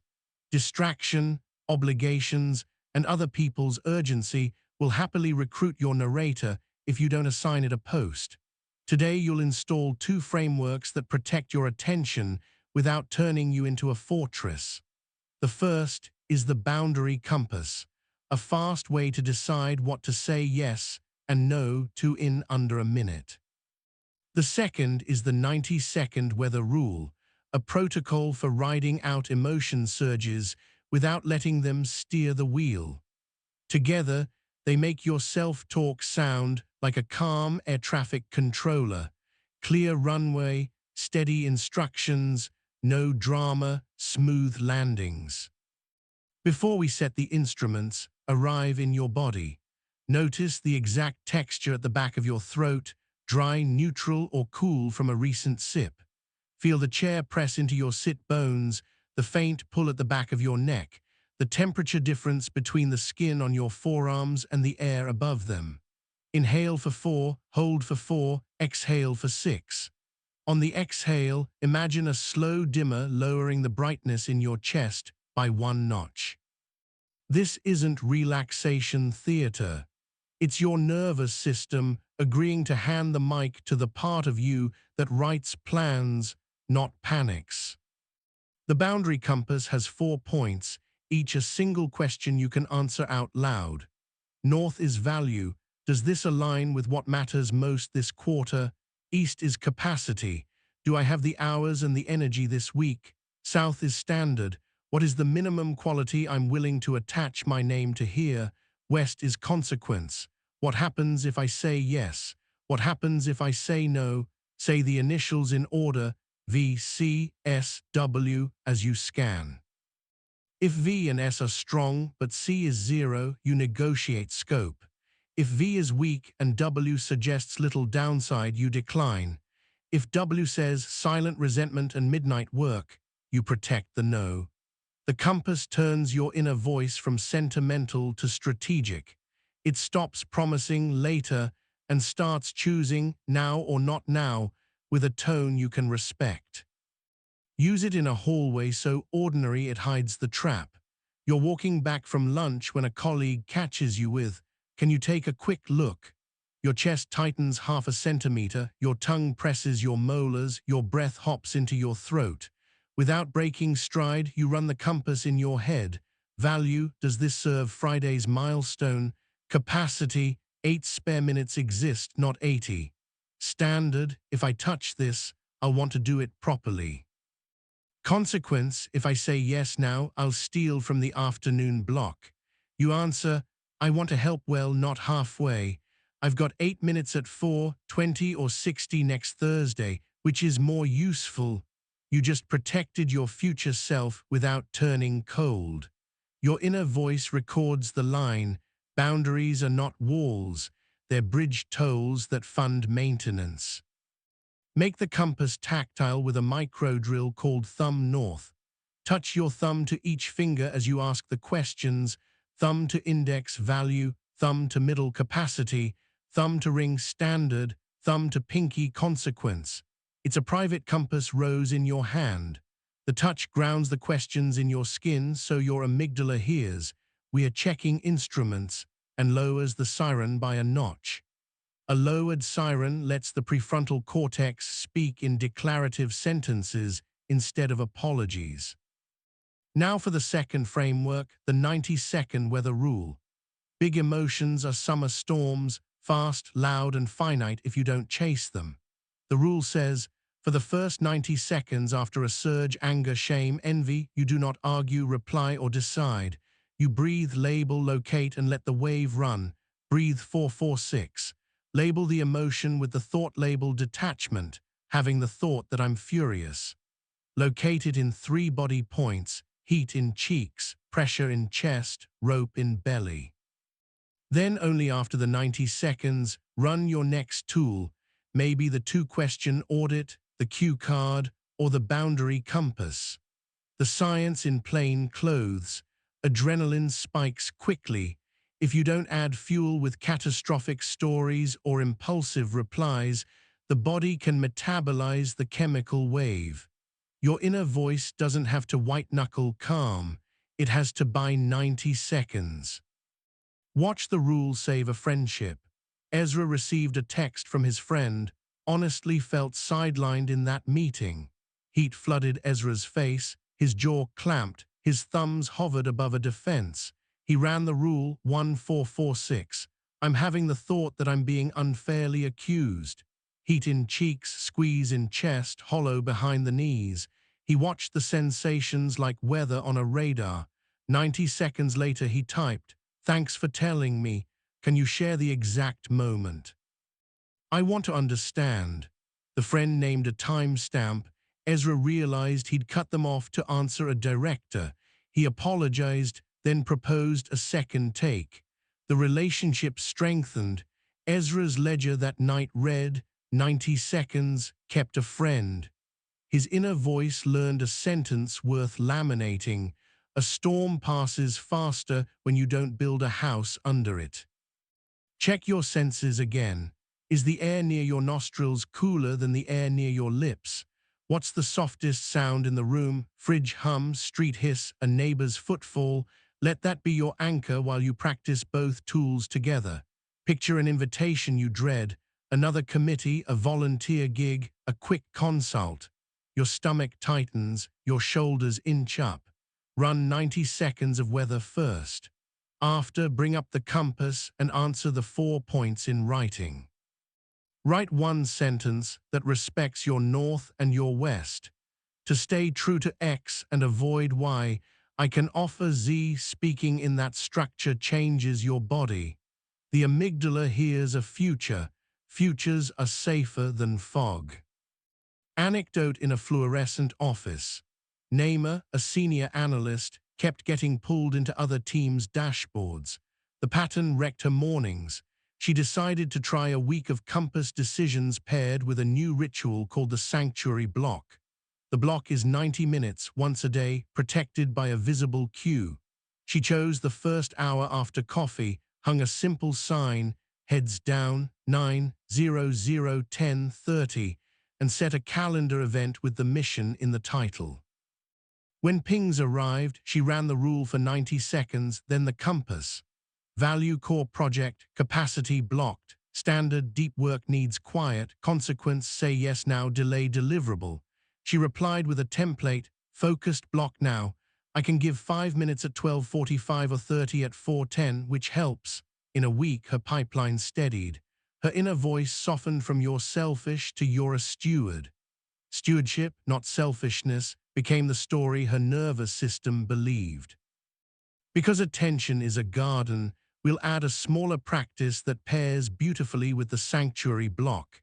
It's called weed, water, wire. Before a focused session, you weed one obvious distraction, silence notifications, shut the door. You water one task by writing a single sentence aim in the window header. You wire one cue into your body. Press thumb to ring finger twice to signal standard, the S in your compass. In 60 seconds, you've told your RAs what to watch for. Weeds gone, plant identified, trellis set. Your inner voice, now briefed, stops offering gossip and starts pointing to the next leaf to trim. Feel your posture. Let your belly soften by a centimeter, your shoulders drop by a grain. Taste the air, coffee, dust, nothing. Whisper, author, under your breath and let the word land. This identity cue matters here because boundaries tied to identity are easier to keep. I am the awareness, not the emotion, the author, not only the character. Authors protect writing hours, air traffic controllers protect runways. Your inner voice can borrow those jobs. There's a common edge that trips people, guilt. Your narrator may insist that boundaries harm relationships. We'll inoculate it with a method called the kind no frame. It contains 3 parts in one sentence: appreciation, constraint, and a path. I'm grateful you thought of me. To protect a commitment, I'm saying no this time. Here are 2 ways I can still help. The sentence is a bridge built of respect. Your body will still feel a small squeeze in the chest when you send it. Ride the 90-second weather rule before and after. Then log it in your evidence ledger that night. Said no with care, protected the work, offered a path. Your voice learns the sound of a no that nurtures trust. A day in the life story from a hospital corridor. Santi, a resident, kept saying yes to extra consults and finished notes past midnight. He tried the kind no frame with the compass. Value patient safety and accurate notes. Capacity, 12-hour shift already. Standard, thorough documentation. Consequence, yes equals errors later. To a non-urgent page, he wrote, appreciate the loop-in. To protect current patient handoff, I can't take this consult now. I can review labs at 18:30 or flag night team, what's safer? He braced for blowback. Instead, he got a thank you and the night team took it. Santi's shoulders sat lower on the drive home. His inner voice replaced, I'm unreliable if I refuse, with I'm reliable when I refuse well. To protect relationships you cherish, add the boundary compass to personal scenes too. Imagine a Sunday morning text. Can you help me move a sofa? You like the person. Your back still remembers the last time. Breathe. Weather for 90 seconds.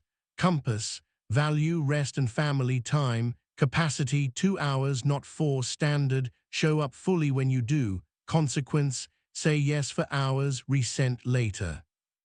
Kind, no frame, love to help. I've got 90 minutes between 10 and noon and I can bring straps. If the window's bigger, I'll cheer you from the curb. Your yes becomes bright because your no is honest. The voice that used to mutter now nods. Check your senses again. Feel the cool edge of air across your upper lip. Hear the faintest machine hum in the room. Let your jaw soften until there's a cherry seed's worth of space between your molars. This is your sanctuary posture, small cues that tell your nervous system the gate is down. In this posture, the 90-second weather rule and the compass run cleaner. The body is a co-signer on the contract your voice writes. Sometimes the surge won't be anger or guilt, but exhilaration. Excitement can overcommit you just as effectively. For that, use a cousin protocol called the glow guard. When you feel a bright yes, run a micro compass with special attention to west. Consequence. Ask, what will glow me thank me for in 3 days? If the glow will fade into regret, carve a smaller yes. Replace, I'll lead the whole event with, I'll host the opening 10 minutes. A strategic self-talk respects the future audience. You, 3 days from now, listening to the story you'll tell yourself. A quick office scene shows the difference. Leela, an operations lead, was praised in a meeting and felt her chest float. When invited to spin up a side initiative, her glow said yes. She ran glow guard, value maybe, capacity thin, standard she'd do it well, which means hours, consequence core job slips. She answered, I can pilot a 1-hour weekly check-in for 2 weeks and bring you a debrief. If we want more, we can staff it. Her glow stayed bright because she didn't turn it into a bonfire that would burn her schedule. That night, her evidence ledger read, kept the glow, protected the weak. Some days you won't catch the surge in time. You'll snap yes, feel dread, and the old narrator will lean in, you did it again. That's when you run a repair called the boundary backstep. You write a 2-sentence follow-up. I overcommitted earlier. To honor the quality I want to deliver, I can offer X by Friday or a fuller Y next Tuesday, which fits. It's humbling. It's also leadership. Your inner voice learns that boundaries aren't only preventative, they're repairable. Safety grows when repair is practiced. Bring in a sensory beat now. Stand if you can. Feel your feet find the floor and the fabric across your calves. Let your shoulders pull back and down by a grain, then picture a small room, your sanctuary room, behind your forehead with a window cracked to cool air. In that room sits a desk with your compass card and a small sign, weather first. When a storm hits, you walk in and shut the door for 90 seconds. The storm beats the window, you breathe, you watch. Then you open the drawer and pick the right tool. The sanctuary room is imagery on purpose. Imagination recruits the same circuits as real rooms. The more vividly you visit, the more your nervous system believes you have a place to go besides panic. A final story from a cafe with too loud milk steaming. Priya, a freelance writer, had promised 2 clients first drafts by end of day because saying a date felt soft. At 3 p.m., her heart jackhammered, fingers cold, jaw hot. She walked to the restroom, set a 90-second timer, and watched the weather. Then she wrote 2 compass sentences.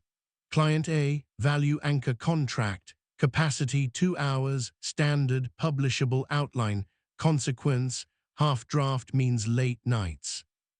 She sent, I'm delivering a tight outline today with 2 sample paragraphs and the thesis. Full draft 10 a.m. Thursday. Client B, value smaller, capacity 30 minutes, standard clear angle, consequence, yes means midnight. She sent, I can send the angle and headline options by 4:15 and full copy Friday. One wrote perfect, the other thanks for the clarity. Priya returned to her table, cheeks cooling, and opened the laptop. Her inner voice wasn't scolding or cheerleading. It was directing traffic with a pencil behind one ear. If you want to make all of this automatic, stack the tools into a routine called the gate and weather. Gate is a tiny boundary you set at the start of each work block. One visual gate, headphones on, door sign, calendar title with the mission, and one linguistic gate, kind no frame template ready. Weather is the 90-second rule you commit to at the start. No replies within 90 seconds of a surge. You can write G and W on a sticky and place it near your trackpad. Each time your hand moves toward a reply, your eyes catch the letters and your breath remembers what to do. Over a week, the reflex moves from answer now to weather, then compass. We'll close with a rehearsal you can run this hour. Think of a fresh tug on your time or your heart. Feel the weight at the base of your skull, the subtle tightness at the sides of your ribs, the dryness at the edges of your tongue. Start the 90-second clock. Breathe 446, label, locate. When the timer ends, run the boundary compass aloud. Value, capacity, standard, consequence. Write one kind no frame sentence or one bright, bounded yes. Press send or speak the line. Then stand, pour water, and take 3 slow sips, feeling the cool ribbon along your throat. That physical swallow is your punctuation. Your voice will register the period and move on. Remember the identity cue that threads through everything.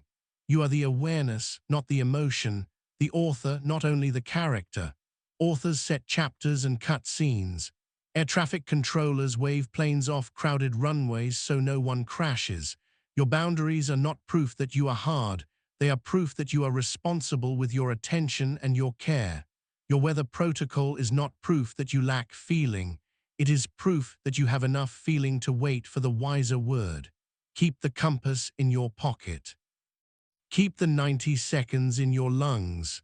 Keep the sanctuary room stocked with a chair, a breath, and a standard. When the world gets loud, your inner voice won't have to shout. It will lift a hand, point to north, and speak in a tone you can follow. Fatigue makes even smart minds sound mean. When you're underslept, over-caffeinated, and juggling tabs, the inner voice defaults to primitive scripts. Hurry, hide, hedge. If you want a narrator that stays strategic when you're tired, you can't rely on motivation. You need architecture. Today you'll install 2 daily frameworks that do quiet heavy lifting, the morning OS boot and the nightly defrag. The boot sets your reticular activating system to load the right drivers, clarity, steadiness, service, before the day starts shouting. The defrag turns your messiest hours into training data so tomorrow runs smoother. Think of them as bookends that hold up the shelf of your attention. In between, life will still wobble. The difference is that your voice will keep speaking in verbs, not verdicts. Wake softly to your body first, not your feed. Before touching a screen, locate 3 physical facts. The air at your nostrils is cooler on the inhale and warmer on the exhale. The sheet against your forearm is slightly rougher than the pillowcase against your cheek. Your tongue rests against your teeth. Let it drop from the roof of your mouth so saliva returns. These details aren't cute, they're a power-on self-test. When your brain registers place, time, and skin, it's harder for alarms to hijack the opening minutes. You're telling the amygdala, yes, there was night. Yes, there is morning. Yes, the author is present. Now the framework. The morning OS boot runs in 4 micro-moves with names easy enough to remember half awake. Place, pace, phrase, plan. Place means you physically place your attention in your body using one anchor. Feel the weight of your feet on the floor for 5 breaths, or if you're still in bed, the heaviness of your skull on the pillow for 3. Pace means you set a breathing cadence, 4-4-6 twice, to tug blood back toward the prefrontal cortex. Phrase means you deliver one strategic sentence that passes the two-question audit. Today's job is to move X by 1 visible inch.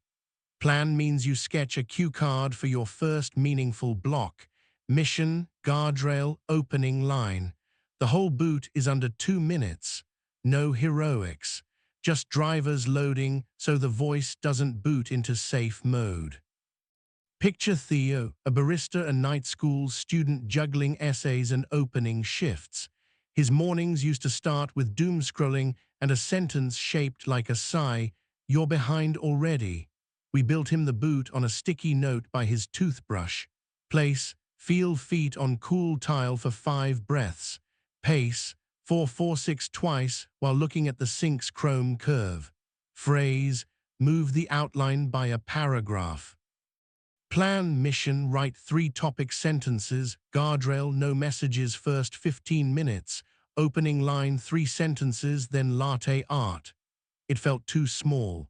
But at 6:10 a.m., he wrote those 3 topic sentences, closed the laptop, and biked to work lighter by an ounce. 3 weeks later, an essay emerged that didn't require a weekend explosion. His inner voice began greeting him with 3 sentences, "Not you're late." Notice your mouth now. Is it dry or neutral? Sip water if you can and feel the cool ribbon down your throat. The sip is not trivial. Swallowing engages muscles that cue safety. Safety lets the voice use syntax that plans instead of protests. When your physiology is braced, you'll hear imperatives you can't execute. When your physiology eases, your verbs shrink to size. The boot has a sibling protocol for midday resets when the morning's clean lines blur. It's the micro reboot, 2 moves called dock and download. Dock means you dock your attention to a single sensory port for 10 seconds, palm on sternum, thumb on wrist pulse, eyes on a spot where light hits the wall. Download means you write the smallest pending sentence on a sticky. Next visible inch is draft subject line, or ask Priya for that date. Dock anchors, download directs. You can run a micro reboot standing by the microwave, waiting for a file to copy, or in a bathroom stall when your chest feels like it's wearing armor. 10 seconds docks you back in your body. 15 seconds downloads a task your hands can obey. A story from a messy hallway.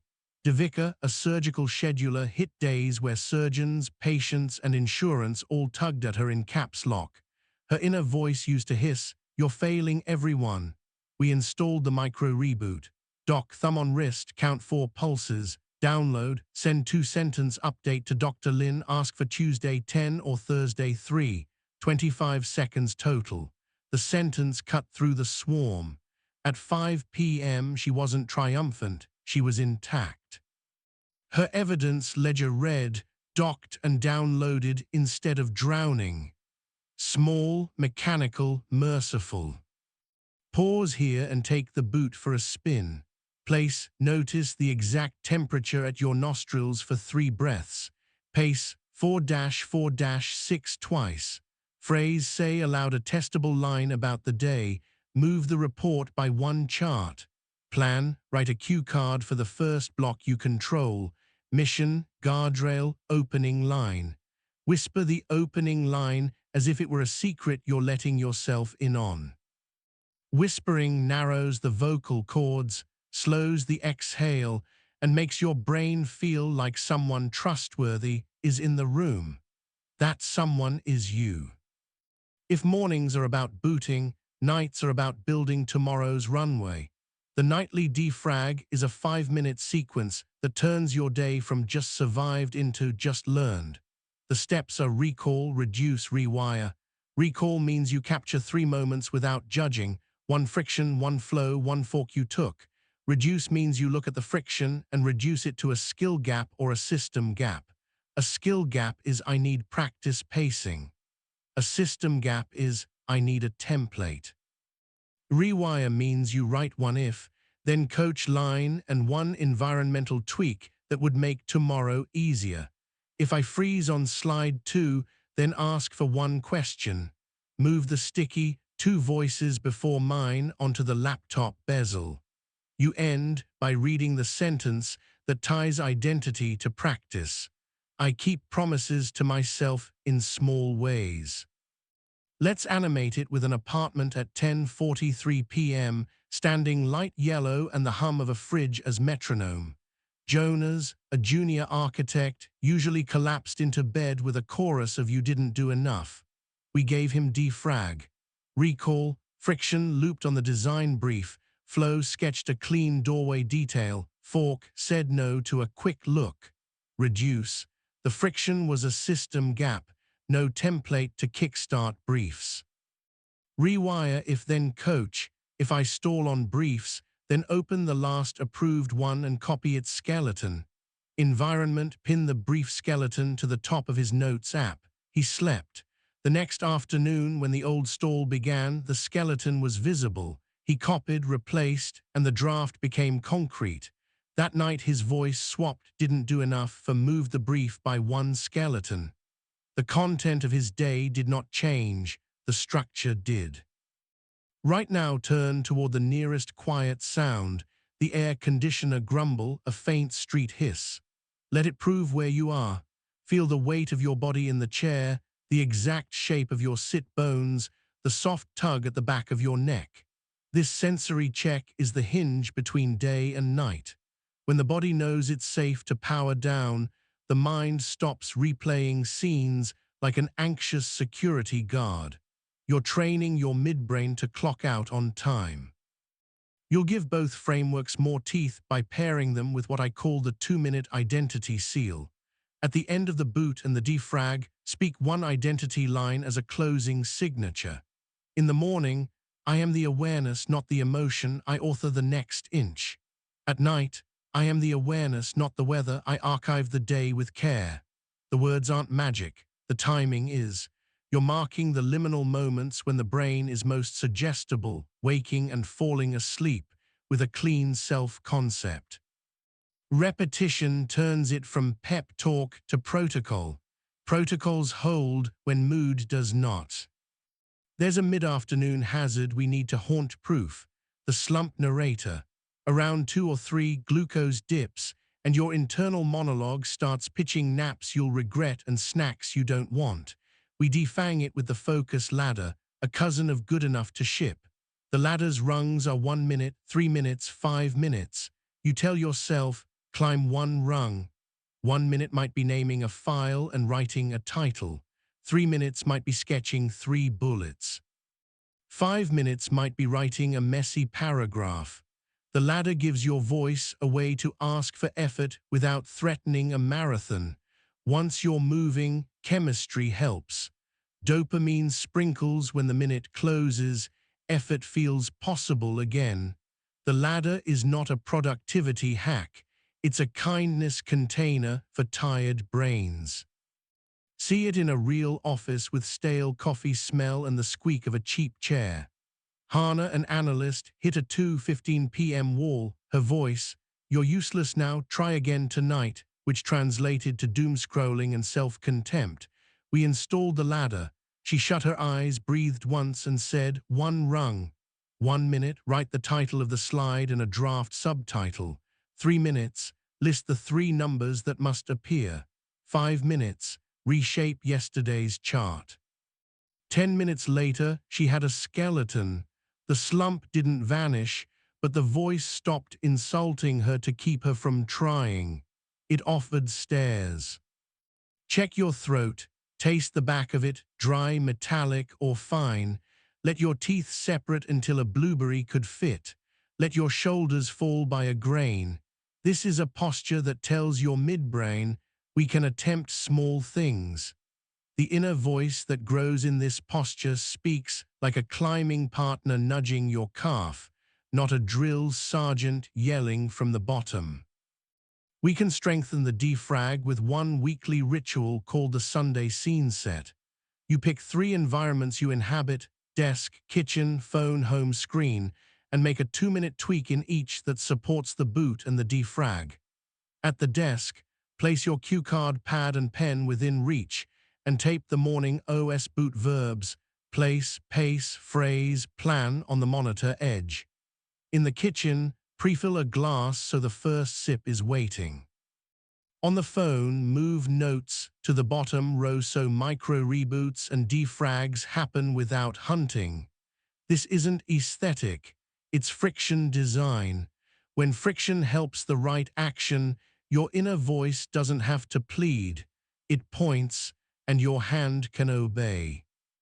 In relationships, mornings and nights are where tone spills out sideways.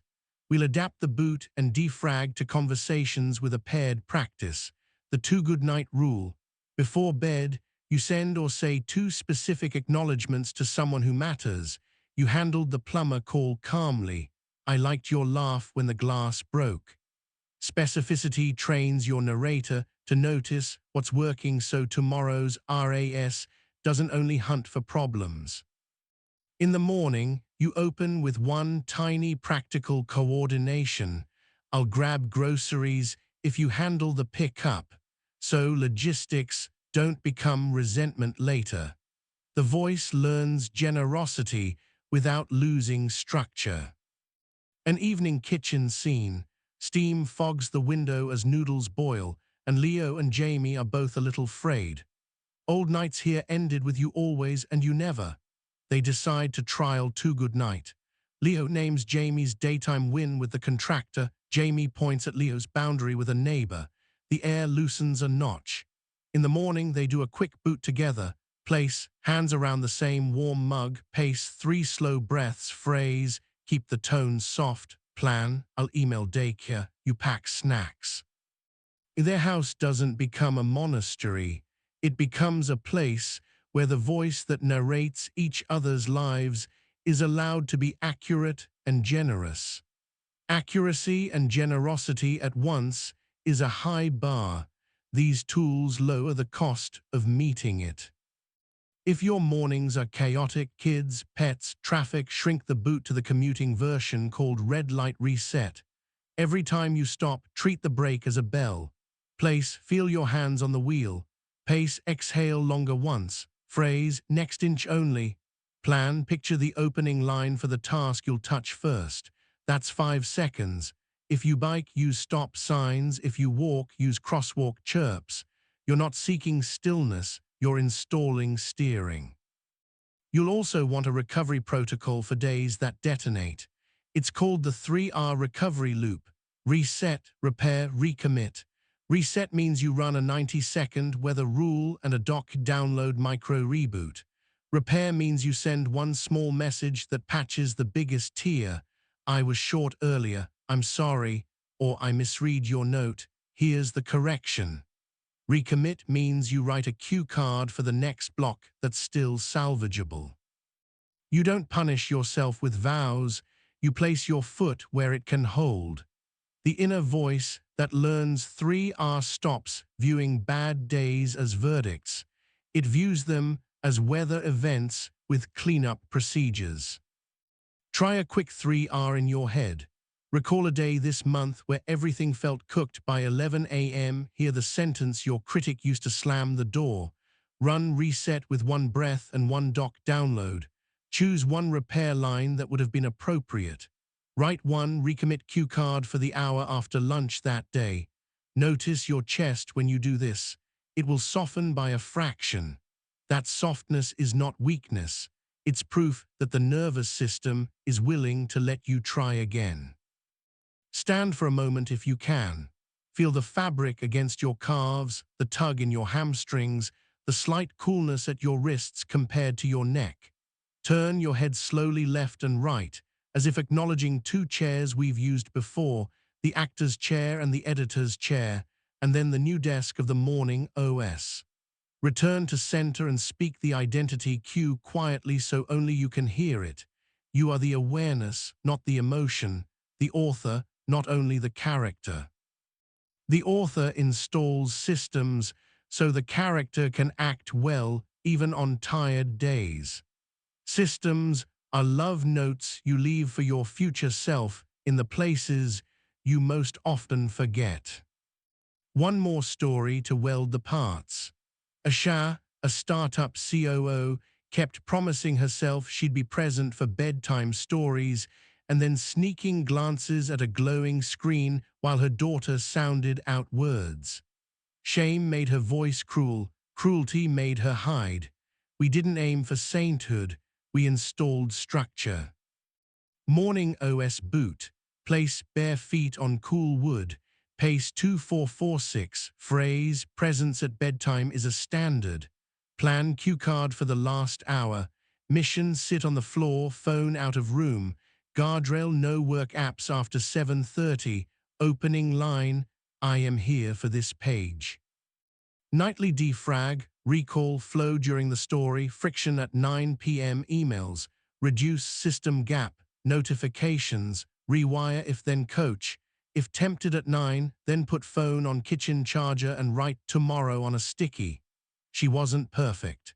She was consistent enough that her daughter began leaning into her shoulder more easily, and a Shaz inner voice replaced, "You're a hypocrite," with "You keep your promises more often than you break them." That shift is quieter than fireworks and stronger than guilt. As you close this session, make yourself a micro-commitment in real time. Place, feel your feet, pace 446 twice. Phrase, speak one testable line about the next 90 minutes.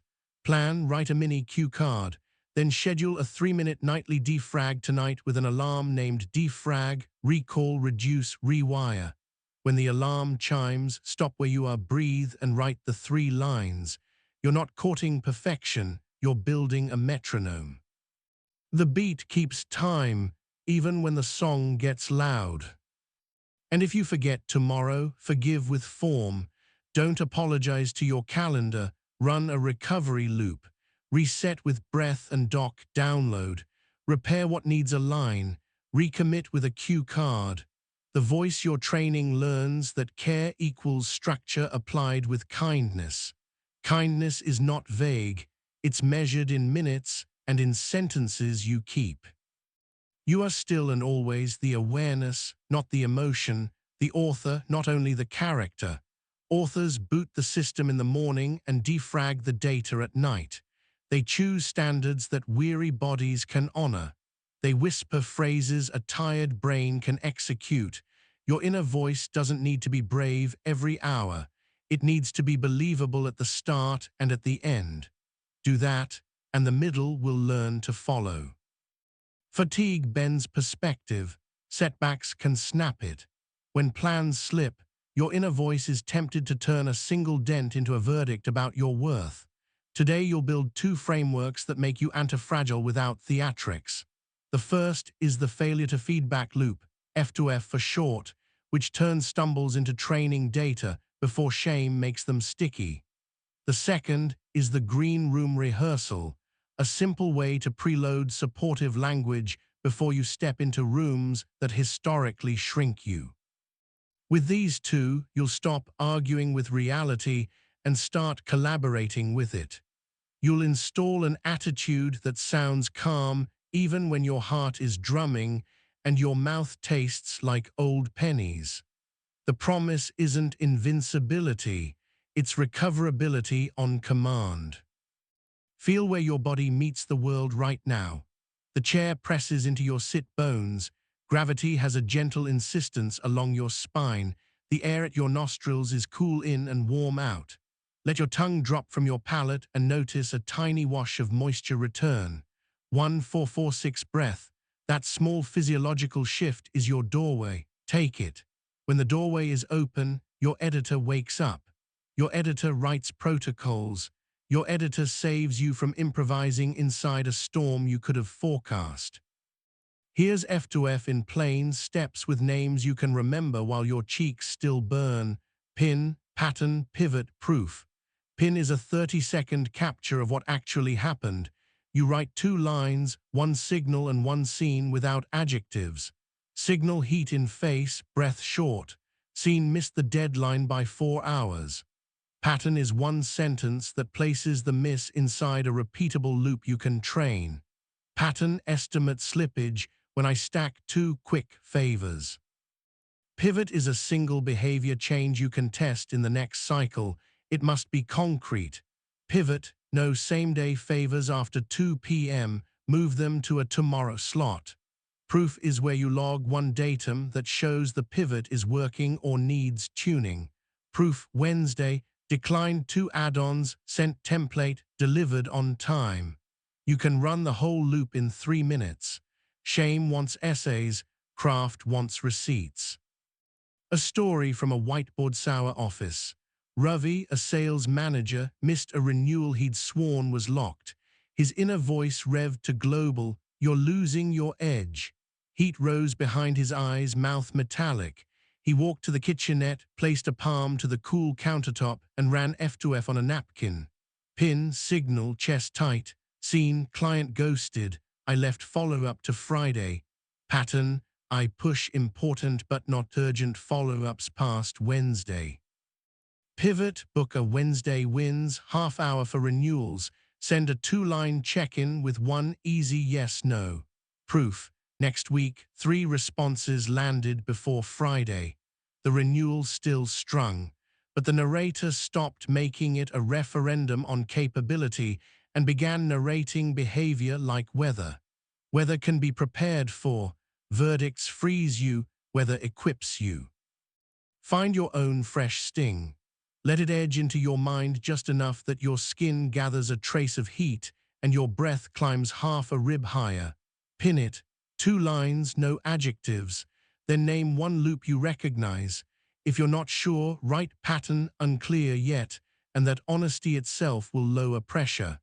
Pick one pivot that lives under 90 seconds or can be calendarized in a minute. Put it on the page you'll see next. Your reticular activating system is listening for the keyword you just wrote. Give it something clear. You're turning a fog into a streetlight.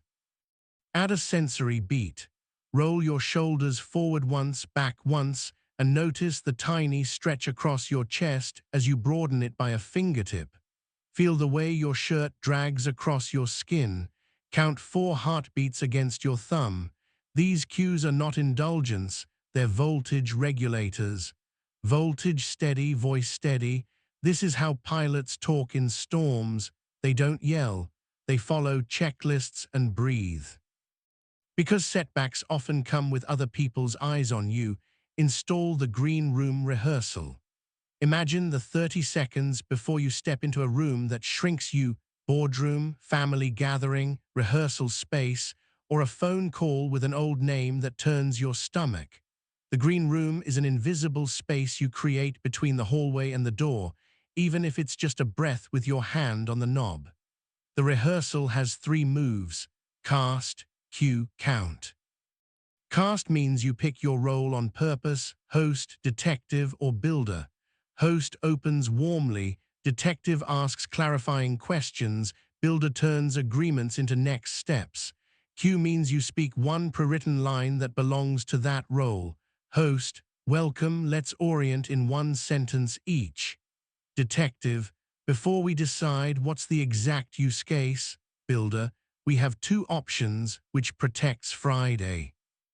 Count means you count a 4-4-6 breath once as you touch the door frame, anchoring the role to your body. Roles give your voice a job other than survive judgment. Jobs are quieter than fear. See it in a carpeted corridor that smells faintly of coffee and carpet cleaner. Zoya, a junior PM, had a director whose questions stuck like thorns. Her voice preloaded with apology. She'd walk in small. She tried green room. Cast, detective. Cue, which user is most underserved by this? Count, 4-4-6 with her thumb pressed to the wood trim. In the room, the director launched a curveball. Zoya's cheeks warmed, breath hopped, but her mouth found the cue line like a hand finding a banister in the dark. The director answered. The question changed the shape of the meeting. Zoya still swallowed twice to keep her voice level. That swallow was a win. It signaled the body that speech was safe. The inner voice replaced "don't crumble" with "ask the question." Asking is action. Action turns sirens into guidance. Your micro drill now is to build 2 green room scripts for the next 24 hours. Pick 2 roles. Write 1 cue line for each. Practice whispering them with a breath and a touch anchor, a thumb on a door frame, knuckles to the table's edge, palm to your sternum. Whispering matters. It marks the cue as intimate. Your nervous system treats intimate speech as safer. You are installing a line you can step into like a jacket. Jackets don't change the weather, they let you move through it. You can pair green room with an identity tweak called Future You on the bench. Before you enter the room, picture a future version of you who has already run this scene a dozen times. They sit on a bench outside the door, relaxed, hands loose, mouth soft. Ask them for a sentence, not a speech, 1 sentence. Ask for the constraint. Thank the tension. Name the risk before they do. This isn't mysticism. It's a memory game played forward. Your brain can simulate an expert version of you. When you listen, you're borrowing your own eventual confidence and stepping into it early. The sentence becomes your cue. The bench becomes your place. Another story from a less glossy stage. A kitchen table at 7:14 p.m., 2 kids coloring, 1 pot boiling over. Carlos and Anna had tried to discuss finances after bedtime and always ended in tight throats and thin words. They created a green room at the hallway light switch, hand to wall, 1 breath, cast as hosts. Cue line, let's draft the 3 numbers and pause for water. They planned the choreography. When heat rose, one would say water and both would stand, pour, sip and sit. The first night it still pinched. Voices rose, then the word water landed like a towel on a flame. 2 sips, shoulders lowered.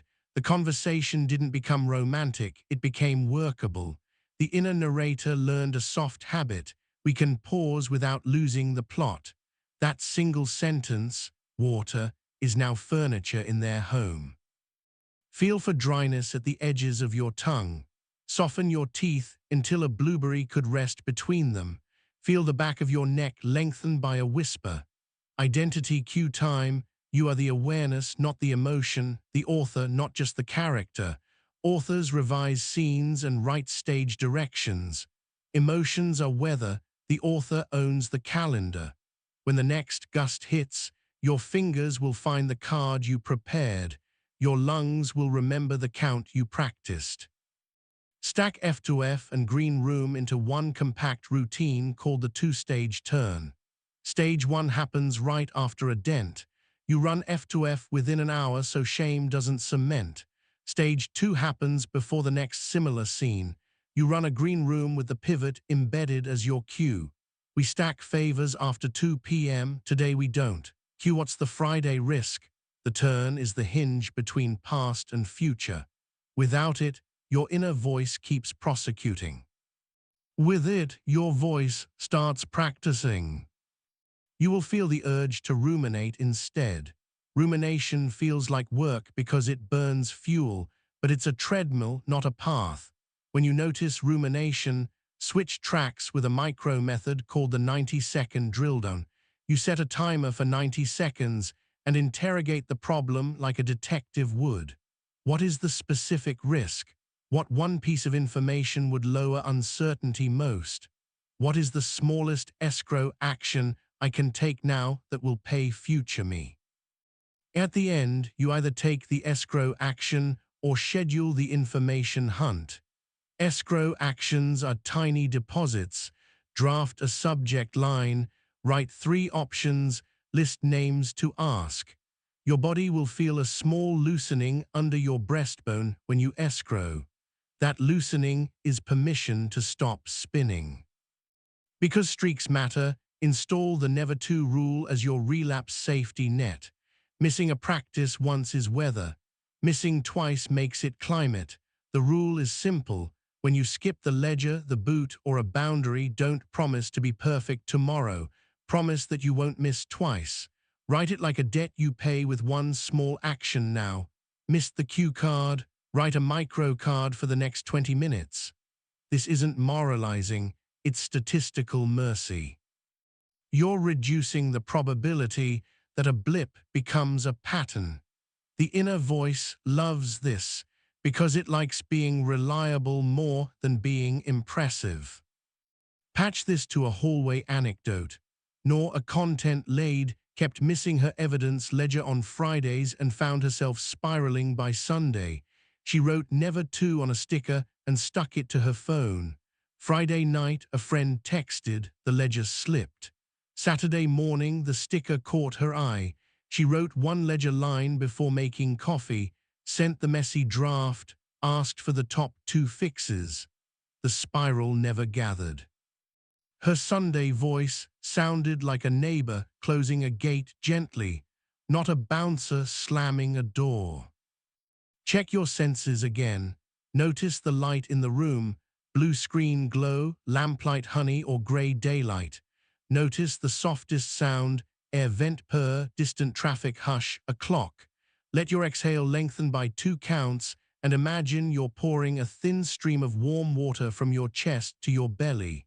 Sensory cues remind your midbrain that you can afford to be kind. Kind doesn't mean soft on standards. It means precise with pressure. Let's run a full practice circuit you can complete in 4 minutes. Pick a fresh scuff, an email you fumbled, a meeting you left with a stone in your stomach. F to F, pin it with 2 lines. Name one pattern. If you don't know, write hypothesis. X, choose a pivot that you can calendar in under a minute. Do it now. Proof is future. You'll return to it tonight. Then walk to a literal doorway and build a green room cue for the next adjacent scene. Cast your role. Whisper your line. Count 1, 4, 4, 6 with your fingers on the frame. If you can, step through and do 30 seconds of the next inch. That step is the proof your nervous system registers immediately. When your boot hits carpet, the narrator's tone changes. It gets practical.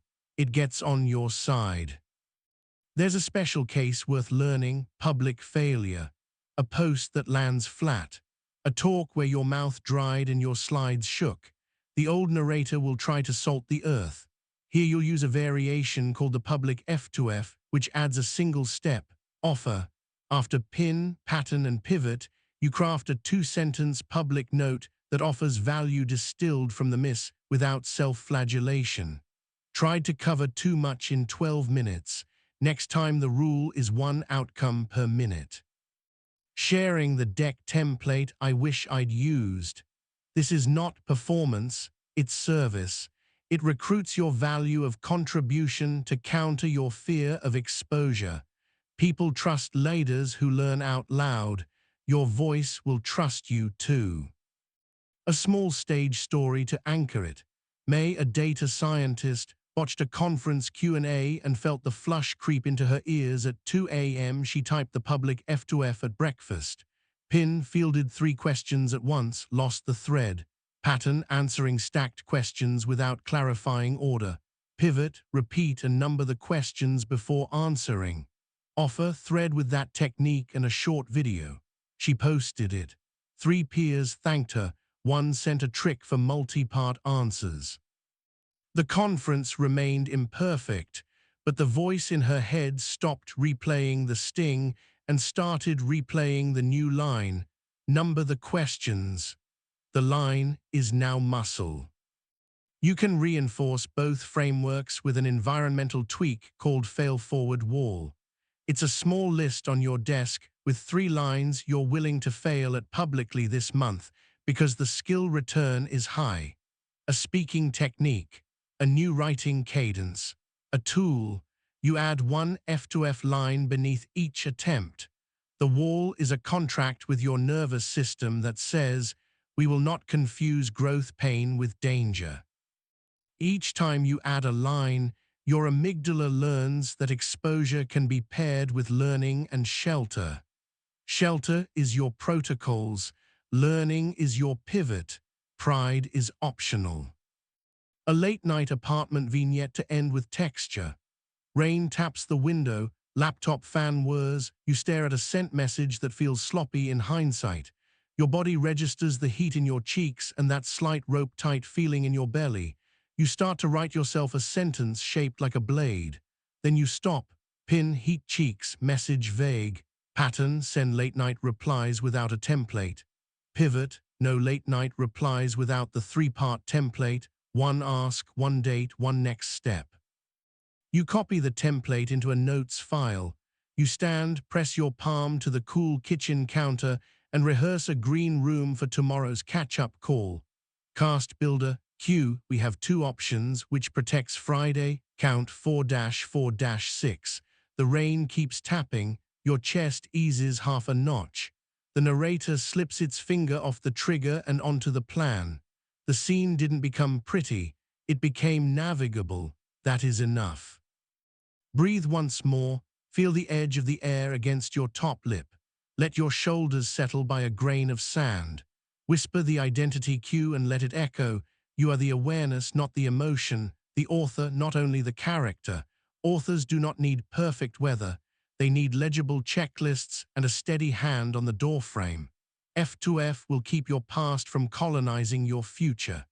Green Room will give your future a line worth saying. Never Two will protect your streaks.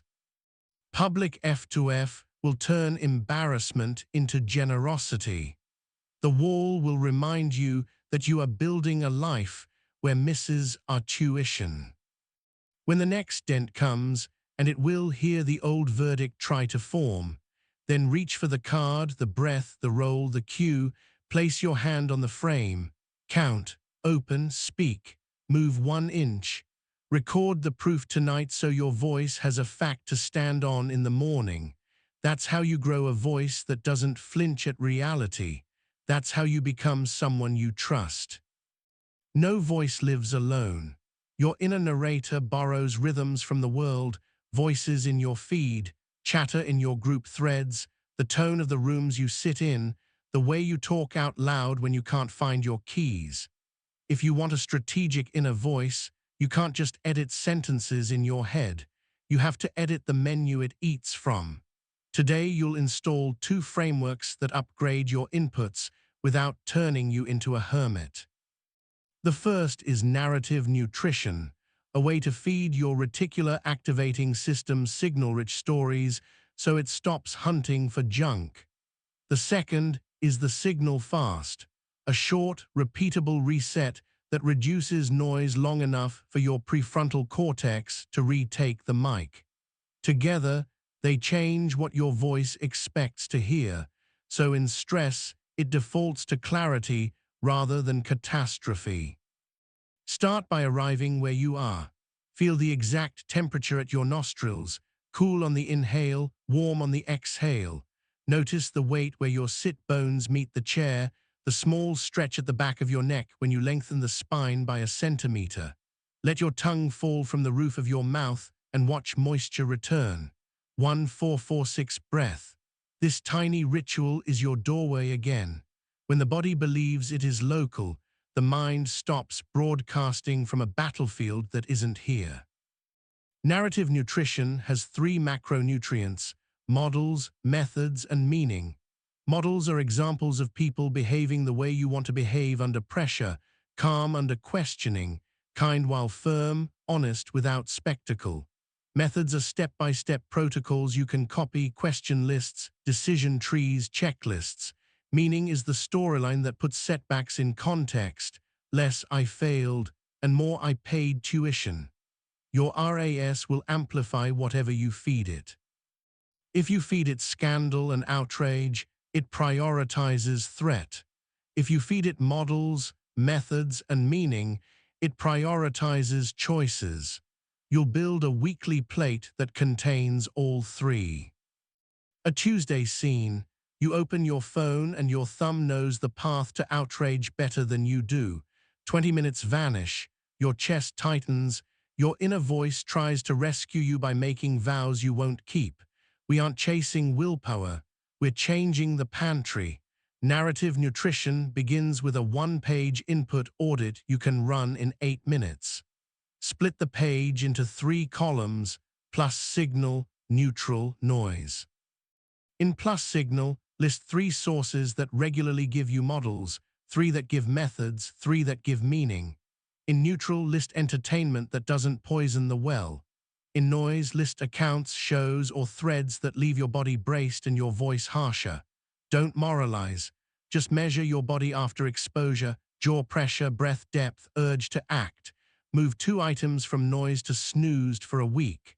Add 1 source each to models, methods, meaning. The goal is not purity, it's proportion. Here's what it looks like in a life with fluorescent lights and bad coffee.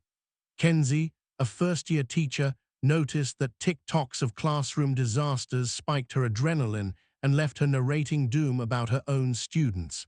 We ran the input audit. In noise, she parked the disaster clips for 7 days. In models, she added a veteran teacher who posted calm routines during transitions. In methods, she saved 2 checklists, 90-second start of class and de-escalation language. In meaning, she subscribed to a podcast where educators share 1 story each week about small wins. Her feed didn't become saintly, it became survivable. During a chaotic afternoon, her inner voice found a line from the model, names first, tasks second, and she spoke it. The room cooled. That night her evidence ledger read, fed the right story, used the right sentence. The pantry changed the script. Make it concrete for you. Right now, picture your last 5 inputs, scrolls, chats, shows, feel the echo in your body, which left your jaw tight, which left your chest wide. Write 1 item you'll move to snoozed 7 days. Write 1 model you'll add. If you can't think of a person, choose a scene, a news segment where someone stayed calm, a long-form interview where a leader admitted a miss and revised. Save it. Write 1 method to follow tomorrow, a 2-question check, a template, a countdown. Write 1 meaning source, an essay or story that reframes effort as practice. These aren't self-improvement trophies, they're groceries your nervous system can digest. The microdrill that keeps narrative nutrition honest is called the 5-sentence diet. When you open a platform, you're allowed exactly 5 sentences of consumption before you must produce 1 sentence of contribution that contains a verb and serves someone. Consume 5, contribute 1. Your contribution might be a thank you note, a clarifying question, a 2-sentence summary for your team chat. The rule flips your RAS from spectator to participant. Participants have agency, spectators stew. Your inner voice begins to sound like someone who does things, not someone who heckles. Run a real-time rehearsal. Open any feed in your mind's eye. Count 5 sentences. Now write 1 sentence you could post or send that would serve. Summarize the guide. Here are the 2 steps that worked. Or thanks for the demo. What would you change next time? Feel the difference between those 2 energies in your chest. 1 tightens and hovers. 1 moves and lands. That landing is the click we've been collecting all along. Because environment beats intention, pair narrative nutrition with a tiny structural tweak called the default shelf. Move 2+ signal sources to the top row of your phone. Move noise to the 2nd screen. On your desk, place 1 physical object that represents method, a printed checklist, a small card with your 2 audit questions. On the wall, a single line for meaning, tuition, not trial. You're not making a shrine. You're giving your hands a chance to land where your values live when your brain is tired. Now the 2nd framework, the signal fast. This is not asceticism. It's interval training for your attention. The rule set is simple and specific. Choose a 24-hour window once a week. During the window, you keep communication that belongs to your responsibilities, family, team, clients, but pause optional inputs that spike arousal and offer no method. Algorithmic feeds, outrage commentary, doom threads. You replace them with short, preloaded cues, a model clip, a method card, a meaning paragraph. The fast has 3 stages: prep, fast, refeed. Prep takes 10 minutes. You tell one person you're running a fast so your nervous system knows someone knows. Secrecy breeds failure. You pick 3 cues: 1 model link, 1 method checklist, 1 meaning paragraph. You place water, a notebook, and your cue card pad where you'll reach for them. You set 2 timers on your phone, 1 for halftime, 1 for the end. During the fast, you run a small loop called SOS, sense option smallest. Sense means you name a body fact when the urge to scroll spikes: left temple pressure, dry mouth, tingling hands. Option means you choose one of your preloaded cues. Smallest means you perform one tiny action afterward: write a sentence, ask a clarifying question, stand and stretch. SOS gives your midbrain a handle so it doesn't reach for the slot machine. Refeed is where people blow it. At the end of a fast, your RAS is hungry. If you flood it with noise, you undo the gains. Refeed for 30 minutes with plus signal only. Watch your model clip. Use your method. Read your meaning paragraph.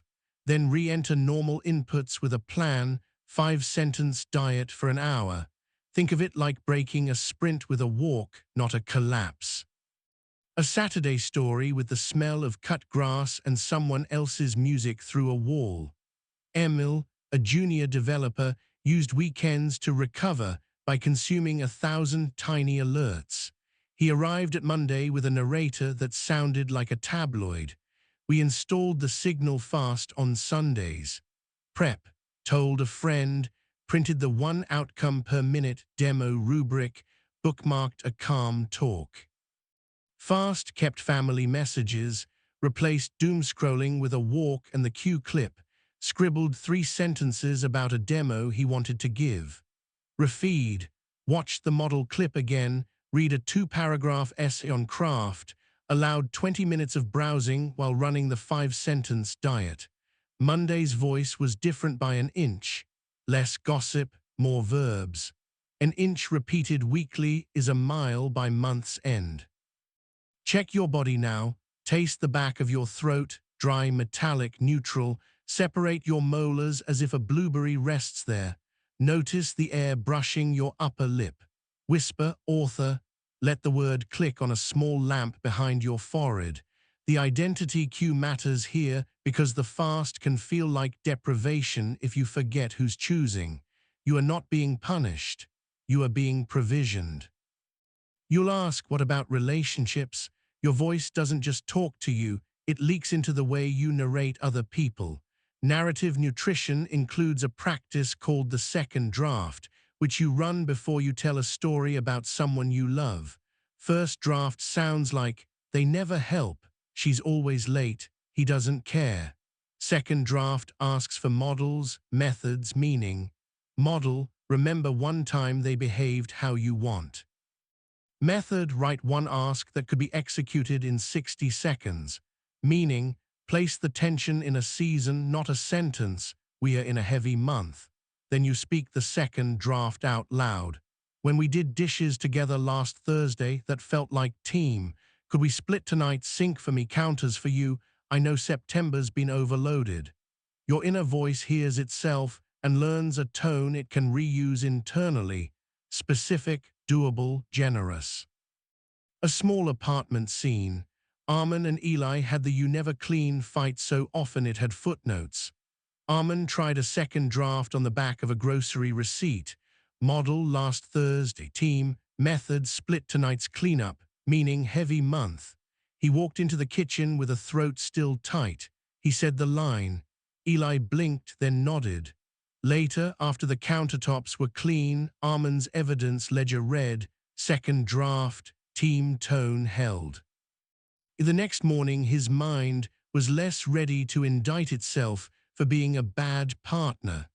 Self-talk borrows from out-loud talk, upgrade 1 and both rise.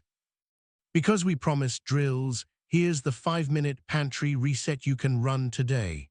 Minute 1, input audit, move 1 item to snoozed, add 1 model. Minute 2, save 1 method and print or pin it. Minute 3, pick one meaning source and read one paragraph. Minute 4, set up the next signal fast on your calendar. Text one person your plan.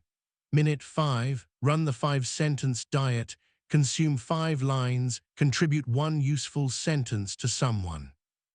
If you can only do 1 minute, do the contribution. Nothing trains your voice like serving. You might worry about missing out. FOMO is a limbic trick. Replace it with FOLI, fear of low integrity. Integrity here means your inputs match your intentions. Ask, what story will I tell myself tonight about how I fed my mind? That question isn't moral, it's architectural. It helps your RAS weigh the long arc against the short hit. Your narrator wants to sound like someone you respect at bedtime. Give it reasons. Let's go to a glassy conference room with too much echo. Paya, a founder, felt shredded by investor threads. She believed she needed to be in the conversation to stay sharp, but the conversation sharpened panic, not clarity. We redesigned her pantry for the quarter. Models, 2 long-form interviews with operators who told the truth without drama. Methods, an operating cadence checklist, and a 5 numbers that matter dashboard template. Meaning, a weekly letter from a seasoned CEO who treated misses as data.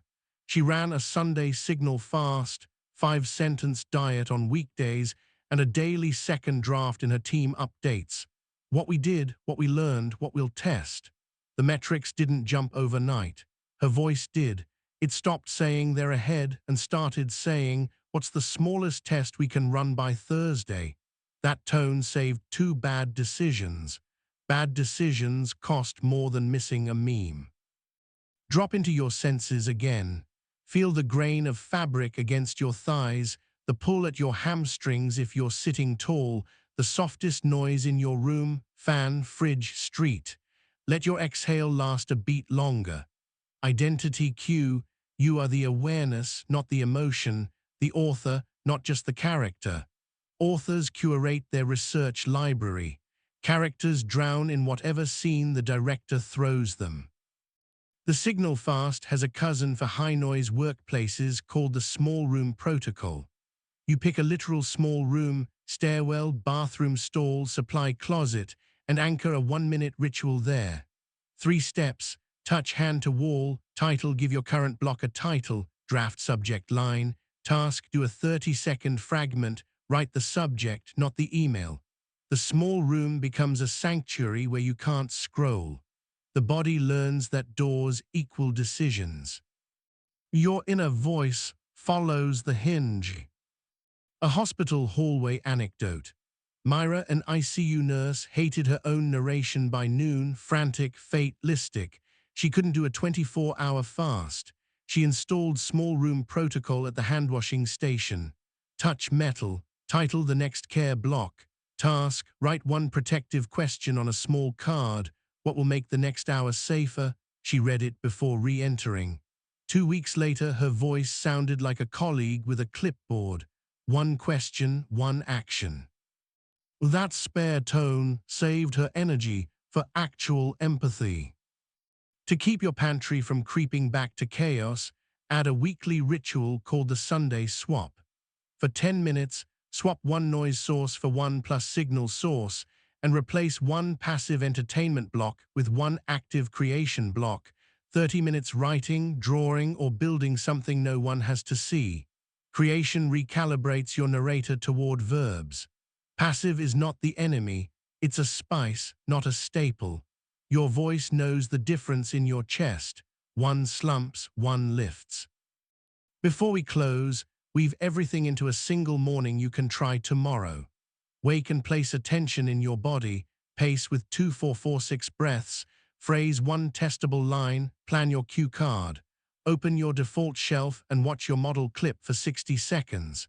Write your method on a sticky where you'll see it. Read 1 meaning paragraph while you sip water and feel the cool ribbon down your throat. Whisper the identity cue. When your hand reaches for a feed, run 5-sentence diet. At lunch, take 60 seconds in your small room, touch, title, task. If you can, set the timer for a signal fast next Sunday and text one person. Running a signal fast, hold me to it. Tonight, log a ledger line, fed signal, felt steadier. This is how environment becomes identity, not with vows, with shelves and sentences.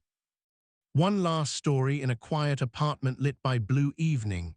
Ye, a grad student, used to end nights with dread and a messy chorus of other people's voices. We didn't fight the chorus. We invited a choir. She chose a model, an older student who narrated their failures with humor. She taped a method, outline question, surrender, above her desk. She printed a meaning line on a card. Slow is smooth, smooth is fast. She ran signal fasts on Thursdays, the day before seminar. She created a small room at the stairwell. By midterm, her inner voice wasn't brave every day, it was believable. On a hard week, she wrote in her ledger, didn't think I could present. Fed signal, asked one good question, slept. That sentence is how a life changes, not with fireworks, with fidelity. Listen to your room now. Air hum, distant traffic. The quiet click of your own swallow. Let your shoulders drop a grain. Whisper the identity cue. You are the awareness, not the emotion. The author, not only the character. Authors don't just edit their paragraphs. They stock their library and choose their rooms. Your library will become your language. Your rooms will become your rituals.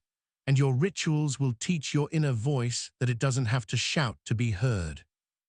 It only has to be fed well and asked for the next small, honest move.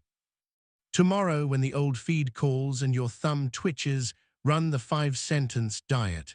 When the weekend arrives, run a 24-hour signal fast with SOS and a gentle refeed. Run the Sunday swap. Keep one model, one method, one meaning on your default shelf. If you forget, don't perform guilt. Perform the never to rule and swap one input now. Your narrator will notice. It will take the hint. It will lower its volume and raise its usefulness. Your voice is becoming the kind that steadies rooms, first the room inside your ribs, then the rooms you enter. That transformation doesn't depend on perfect moods. It depends on how you stock the shelves and how you treat the first 90 seconds after a surge. Keep stocking, keep fasting, keep making small rooms. You are building an ecosystem inside which strategic self-talk is the most natural sound in the world. Big choices are where your inner voice either becomes your ally or betrays you with noise. Job offer versus loyalty. Stay or go, launch or wait. The old narrator loves to turn uncertainty into a courtroom where you're both prosecutor and defendant, citing selective evidence until you either freeze or flail. Today you'll install 2 frameworks that keep you honest and moving, the values-to-voice pipeline and the decision docket. The pipeline translates what you stand for into sentences you can say under pressure. The docket turns decisions into a sequence you can run in 5 minutes, so you don't confuse drama with depth. Together, they make your self-talk sound like a calm guide walking beside you with a pen, not a megaphone across the street. Arrive in your body first, because bodies vote before ballots do. Feel the exact temperature at your nostrils, cool as air enters, slightly warmer as it leaves. Notice the weight on your sit bones and the gentle pull at the back of your neck when you lengthen your spine by a centimeter. Let your jaw loosen until a blueberry could rest between your molars. Take 1 4-4-6 breath. You are not seeking relaxation. You are buying usable oxygen for the part of your brain that knows how to form a clean sentence under heat. The values-to-voice pipeline starts with 3 valves: name, narrow, phrase. Name means you write the 2 to 4 values that genuinely govern you this season, not the ones you wish you had forever. If it's Q4 and your kid just started school, presence may outrank visibility. If you're building savings, stability may outrank adventure. Narrow means you rank them for this decision only. Phrase means you translate the top one into a sentence that could steer the next 60 seconds. It will begin with "to honor X today" and end with a verb. If you're choosing between a tempting gig and your current project, the line might be, "To honor focus today, I will ship the chapter before I reply." Your inner voice can respect a sentence that ties to a value. It will heckle a sentence that hides behind vague goodness. A concrete story from a desk with a chipped mug. Priyanka had an offer from a splashy startup while leading a steady team where she felt tired, not dead. Her inner voice oscillated, "Don't be disloyal" versus "Don't be a coward." She ran the pipeline on a blank card. Name, family, steadiness, craft, learning. Narrow for this decision, craft first, family steadiness second, learning third. Phrase: "To honor craft today, I will schedule 2 conversations about scope and meet the team's architect before I decide." The sentence didn't pick a side, it picked a next inch aligned with a value. That inch cooled the heat. Over 10 days, she discovered the new role would ask her to manage brand more than systems. Her line shifted to honor craft, "I'll propose a quarterly rotation here." She stayed and negotiated a learning block. Her voice did not crown her brave, it called her exact. Check your mouth for dryness. Let your tongue fall from your palate and feel moisture return. Taste the faint metallic aftertaste of coffee if it's there. Notice it fade with a single sip of water. That small swallow is proof your body responds when you pay it attention. The amygdala loves proof. Proof makes it loosen the alarm knob so your words can fit through without shaking. The decision docket is where you put the pipeline to work. Think of it like a 5-minute court where the goal isn't winning, it's clarity that travels. You run 4 moves: state, show, shrink, set. State means you write the decision as a single question tight enough to fit in one breath. Do I accept the speaking invitation for March 5/7? Show means you list 3 pieces of evidence for each side, but only evidence from the last 30 days. Your nervous system is prone to using ghosts. The docket uses receipts. Shrink means you reduce the decision's time horizon and financial or reputational surface area by half. If March is huge, you trial a smaller yes. Offer a 20-minute segment, not the keynote. Set means you set the next testable action with a timestamp. Email organizer by 4 p.m. with 2 formats and ask for the aim. The docket is not philosophy. It's a pen moving on paper while your heart thumps. Run one now on something live. Feel the faint pressure at your temples. Let your exhale stretch by 2 counts. State your question out loud. Show 3 fresh reasons for yes and 3 for no. Shrink once. Is there a reversible version? Set 1 action in the next hour. Whisper the action and feel how your chest eases by a fraction when the verb lands. That easing is your nervous system recognizing you have a handle. Handles beat hope. A hallway anecdote proves the point. Kion, a mid-level engineer, debated leaving for a rival with better pay but rumors of churn. His mind became a ping-pong table, sleep turned brittle. He ran the docket with the pipeline. State, do I sign offer X? Show, yes, 18% pay bump, new stack, mentorship. No, churn reports, thin test culture, relocation stress. He shrunk, ask for 3-month remote trial with 2 success metrics. He set by 5 p.m. email recruiter with trial ask. He also ran the pipeline, name, stability, growth, health, narrow health first. Phrase, to honor health, I will not make this call past 9 p.m. The trial ask flushed out reality. The company refused. Kion said no without staining his inner voice with either panic or pride.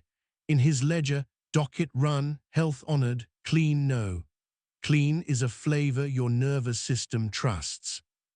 Because big choices trigger old stories, we'll add a micro method called the 3-perspective reframes cousin, the 3-chair council. For 2 minutes you speak the decision from 3 seats. You now future, you in 6 months, and wise other, a person you respect who shares your values. You now names the current signals and fear. Future, you states the most likely regret if you do nothing. Wise other gives you one line tied to a value. Record the wise other line as your pipeline phrase. Your voice borrows the steadier cadence from a chair that isn't panicking. Stand if you can. Feel the fabric against your thighs, the micro stretch in your calves. Turn your head left and right as if looking at 3 literal chairs. Speak one line from each. Notice how the wise other line drops pitch in your throat when you say it. That drop is confidence without shouting. Codify it on your card. Complex choices tempt you to outsource your voice to consensus. To counter this, install a ritual called quiet data. It's a 10-minute solo walk where you don't ask anyone anything. You ask your body the question, then scan for somatic tells while you imagine each path. With path A, your jaw clenches and your breath goes shallow.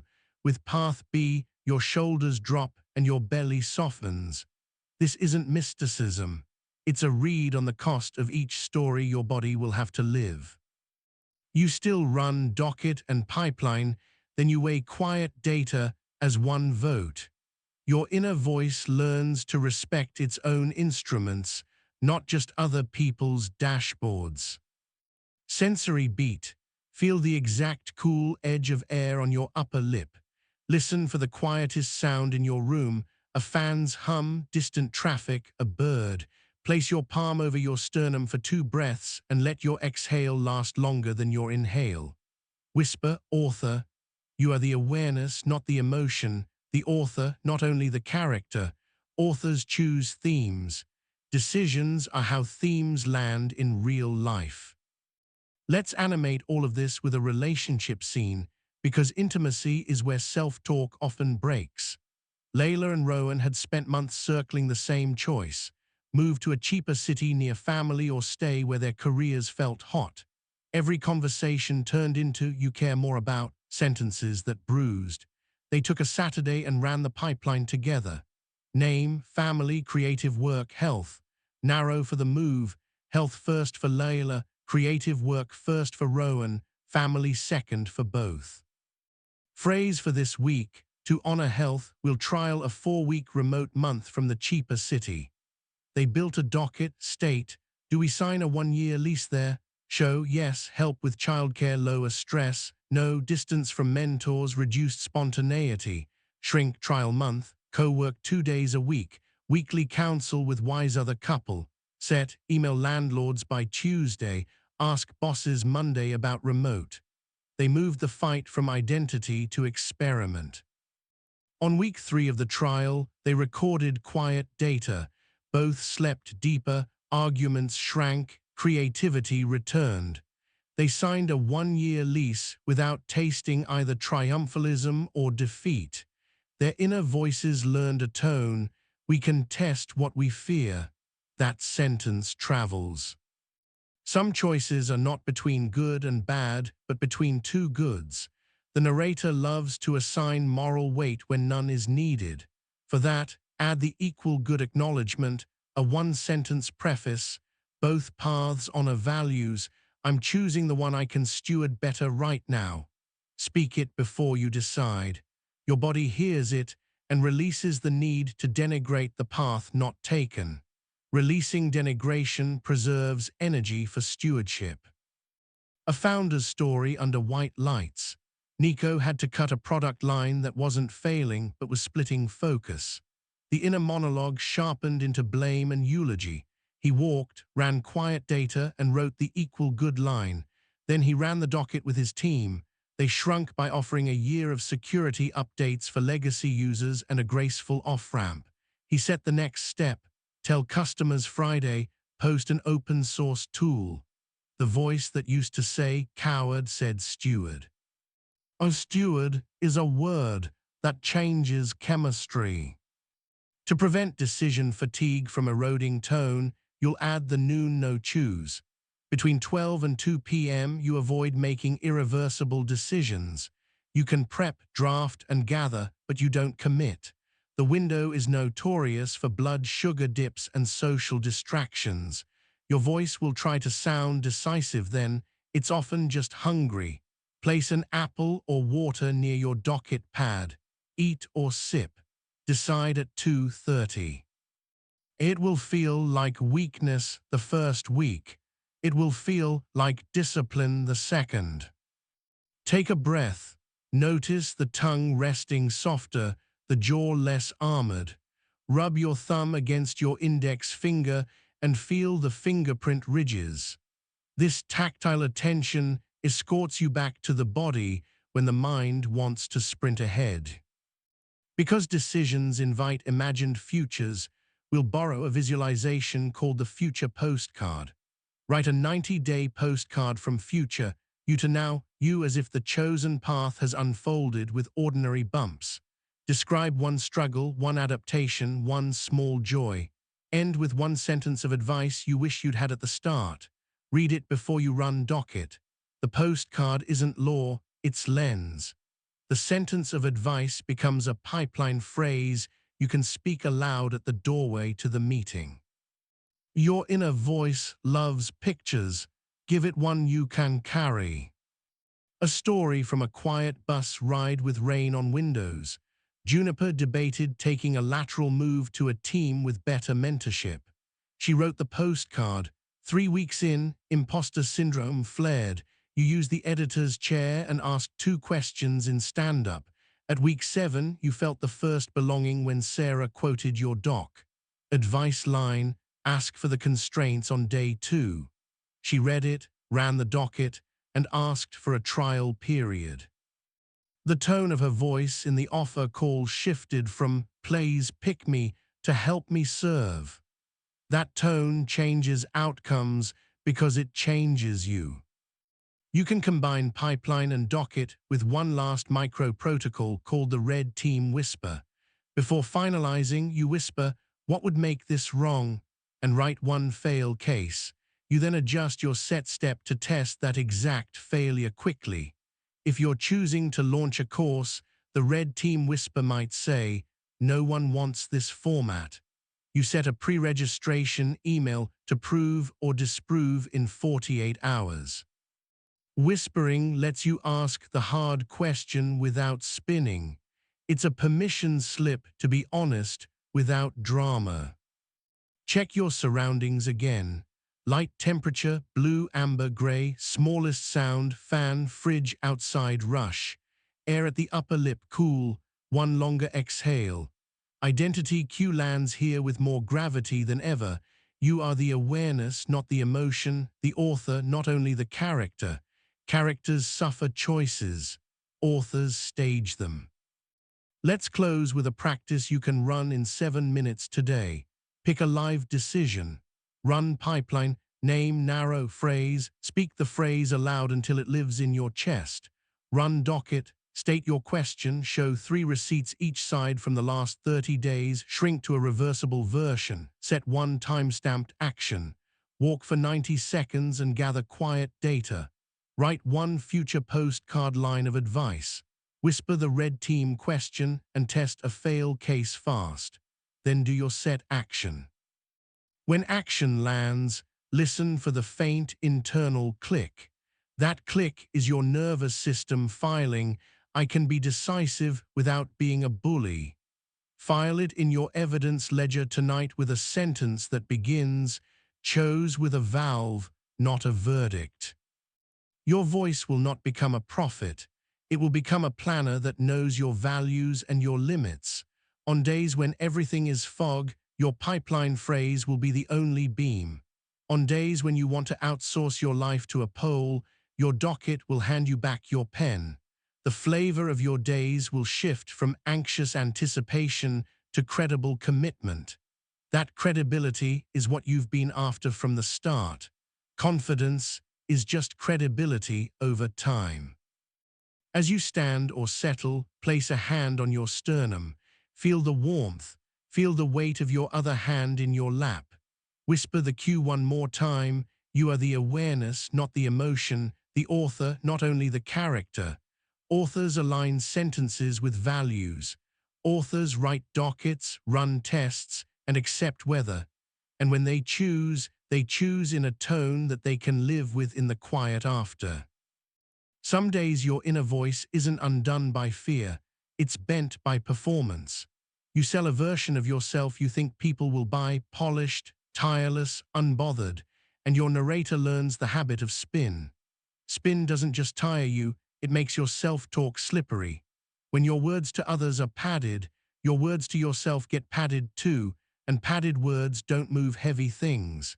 Today you'll install 2 frameworks that align your inside voice with your outside voice without turning you blunt. The first is the Honest Ask Protocol, a way to request what you actually need in work, love, and friendship, in sentences that land.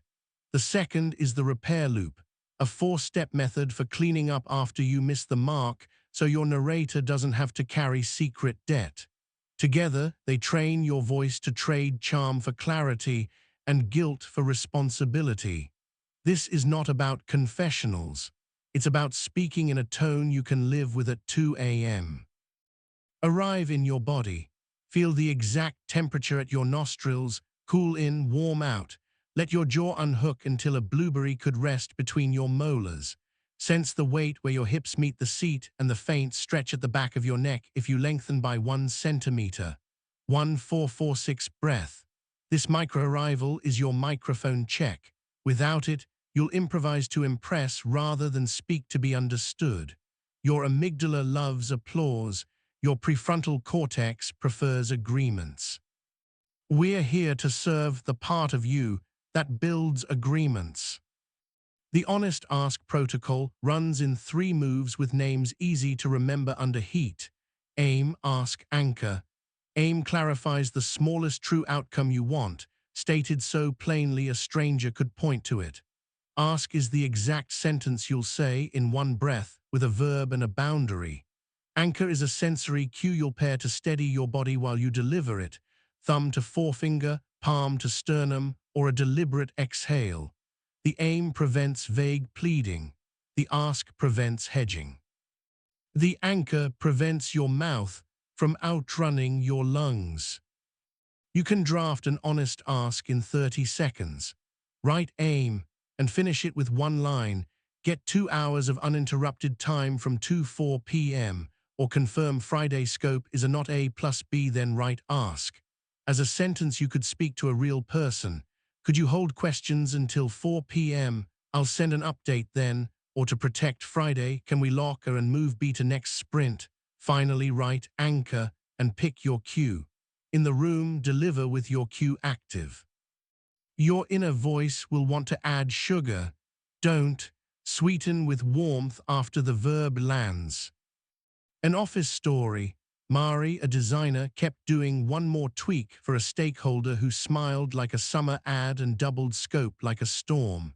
Her inner voice ran the old line, "If you say no, you'll seem difficult." She used the protocol on a sticky before a stand-up. Aim, freeze scope at version 3. Ask to hit Friday at quality. Can we freeze at V3 and gather feedback Monday? Anchor, thumb pressed to the corner of her notebook. In the meeting, she felt the heat rise across her cheeks and the dry coin taste bloom. She pressed her thumb, exhaled longer, and said the line. There was a beat. Then the stakeholder said, "Okay, Monday." Mari's chest loosened by a notch. Her inner voice archived a new sentence: ask early, anchor once, ship on time. Make it physical for you. Think of a request you've been hinting toward. Your belly tightens by a thread when you imagine saying it straight. Write the aim, write the ask, choose the anchor. Whisper the sentence once, feeling your palm warm against your sternum or your thumb pad against your index finger. Whispering is not timid. It is rehearsal at a volume your body trusts. The body obeys the tone you practice. Sometimes the ask belongs in a relationship where subtext has become tradition.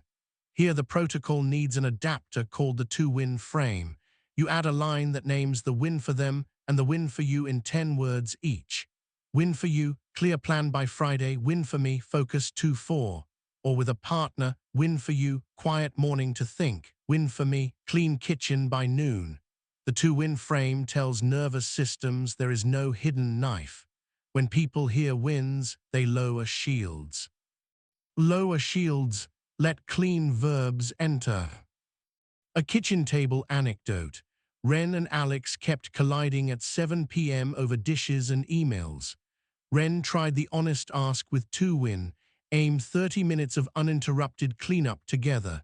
Ask, could we wash from 7:05 to 7:35 together and both put phones in the drawer? 2-win, win for you, faster finish, win for me, fewer resentful sighs later. Anchor, hand on the drawer handle as the ask is spoken. Alex half smiled because the line named the size without accusation. They washed. They both hated it less. Ren's inner voice learned a flavor, honesty dressed in structure, not in shame. Your micro-drill is called 30-second aim. Set a timer. Pick one live need, time, clarity, help. Write the aim in 7 words, the ask in 1 breath, the anchor as 1 touch. Read it once. If your sentence exceeds 1 breath, you're smuggling fear in adjectives, cut it. If your body floods anyway, count 1, 4, 4, 6 before the ask. A slow exhale dilates your options by opening your throat. Open throats carry truer sentences. Because your voice leaks when you overpromise, we'll pair the ask with standards. Use the shippable trio you learned earlier, 1 outcome, 1 pause, 1 request, and bake it into your ask so you're not asking for permission to be vague. You're asking for permission to ship. To ship 1 outcome per minute Friday, can we pause edits after today and capture ideas for V2? Your narrator will stop bracing for backlash when it sees you ask for conditions that protect quality rather than your ego. Now the second framework, the repair loop. Your inner voice corrodes when you carry silent debt, missed texts, snappy replies, soft yeses that should have been no's. Debt makes secret stories. The repair loop interrupts corrosion in 4 steps with names you can say through a lump in your throat. Own, outline, offer, observe. Own is a single sentence where you name your miss with no weather or courtroom language. I snapped. I missed the deadline. I overpromised. Outline is 1 line that names the impact without justification. That added pressure, that left you waiting, that made collaboration harder. Offer is a specific repair you can execute now or schedule. I'll send the revised file by 3. I'll run the notes and highlight decisions. I'll handle the follow-up calls. Observe is the quiet part. You watch their response without managing it. Then you log 1 line in your evidence ledger, repaired promptly. The ledger keeps shame from re-editing the story later into you always. Use it in a fluorescent room where your tongue feels like paper. Ezra from earlier, who used the 90-second weather rule with his friend, later snapped in a stand-up. His inner voice performed a classic dodge. It wasn't that bad. He ran repair, own, I spoke over you. Outline, that made it harder to surface your concern. Offer, I'll summarize what I heard and pause after slide 2 tomorrow so you add what I missed. Observe, then zip. The teammate nodded. Later they added a risk he'd overlooked. Ezra's chest stopped buzzing. The narrator logged, own once, fix fast. Fast is not rush, fast is mercy. Try a micro-repair now. Think of a fresh fray. Your mouth dries a little, your shoulders rise a millimeter. Write 1 sentence you can send in under 60 seconds that contains all 3 O's, own, outline, offer. Don't add biography, send or schedule. After you do, sit back and notice the exact temperature on your upper lip as you exhale. That tiny sensory detail marks the shift from rumination to repair. Your body will remember it next time and the ask will come easier. Because some misses bruise trust deeper, we extend the loop with a guardrail called the no but rule. If the word but appears after your owning line. You're trying to buy innocence with context. Replace but with and I will and write a concrete offer. I missed the call and I will record the update and send it by 1. The no but rule protects the tone your inner voice hears when you talk. If you hear yourself wriggle, you'll believe you're slippery. Slippery inside becomes slippery outside. The loop prevents that. An ICU corridor story. Myra, the nurse who used the small room protocol, gave a curt answer to a new resident under pressure. She could have let it slide under the category busy. Instead, she used the loop. Own, I was short with you. Outline, that makes it harder to ask questions. Offer, I'll pause at the end of rounds for 2 clarifiers tomorrow. Observe, watch face, let them have feelings. She then ran the 2-win frame quietly with herself. Win for the resident, safety to ask. Win for patient care, fewer mistakes. Her inner voice registered that she had power and used it responsibly. The story she told herself that night didn't feature either self-flagellation or avoidance. It featured a repair and a plan. The honest ask and repair loop work best when your body defaults to steadiness. Install a micro-ritual called the throat check. Before an ask or repair, notice 3 things: the openness at the back of your throat, the moisture of your tongue, and the distance between your molars. If the throat is narrow, the tongue dry, and the teeth touching, lengthen your exhale and create blueberry space. You are making physical room for a sentence that doesn't need armor. A sentence without armor travels farther. A quick relationship vignette. Kay forgot their partner's parents' birthday again. The old move, avoid the topic, buy a big gift, perform penance. New move, repair loop. Own, I missed your mom's birthday. Outline, that hurt you. Offer, I put a date in my calendar with a 3-day reminder. I'll call tonight and write a card now. Observe, tears, then a soft shrug. The narrator inside did not weaponize shame. It recorded a system change. Systems dry shame like sun on a puddle. Because voice and reputation are cousins, we'll add a weekly practice that keeps your outside tone honest. The echo calibration. Once a week, ask one colleague or partner to quote a sentence you said recently that helped and one that hurt. Then you run the 2-question audit on both. Was it specific enough to act on in 60 seconds? Was it testable that day? You're not collecting compliments and slaps. You're collecting calibration points. Your inner voice learns the delta between intent and effect and tightens its aim. Calibration makes courage efficient. Sensory beat. Listen for the softest sound in your room. Fan hum, street hush, fridge purr. Feel the skin on your forearms, cooler than your neck. Press your thumb into your index finger pad and feel the ridges meet. Whisper, author. Let the word settle like a pebble into a pond behind your forehead. You are the awareness, not the emotion. The author, not only the character. Authors accept edits. Characters worry about applause. Let's run the honest ask in a high-stakes scene. Salary negotiation. Your narrator may prefer performative competence to precise ask. Performative competence says, I'm just excited to be here, when you're underpaid. Precise ask says, to align with scope and market, I'm seeking 18% compensation adjustment and a scope review in 90 days.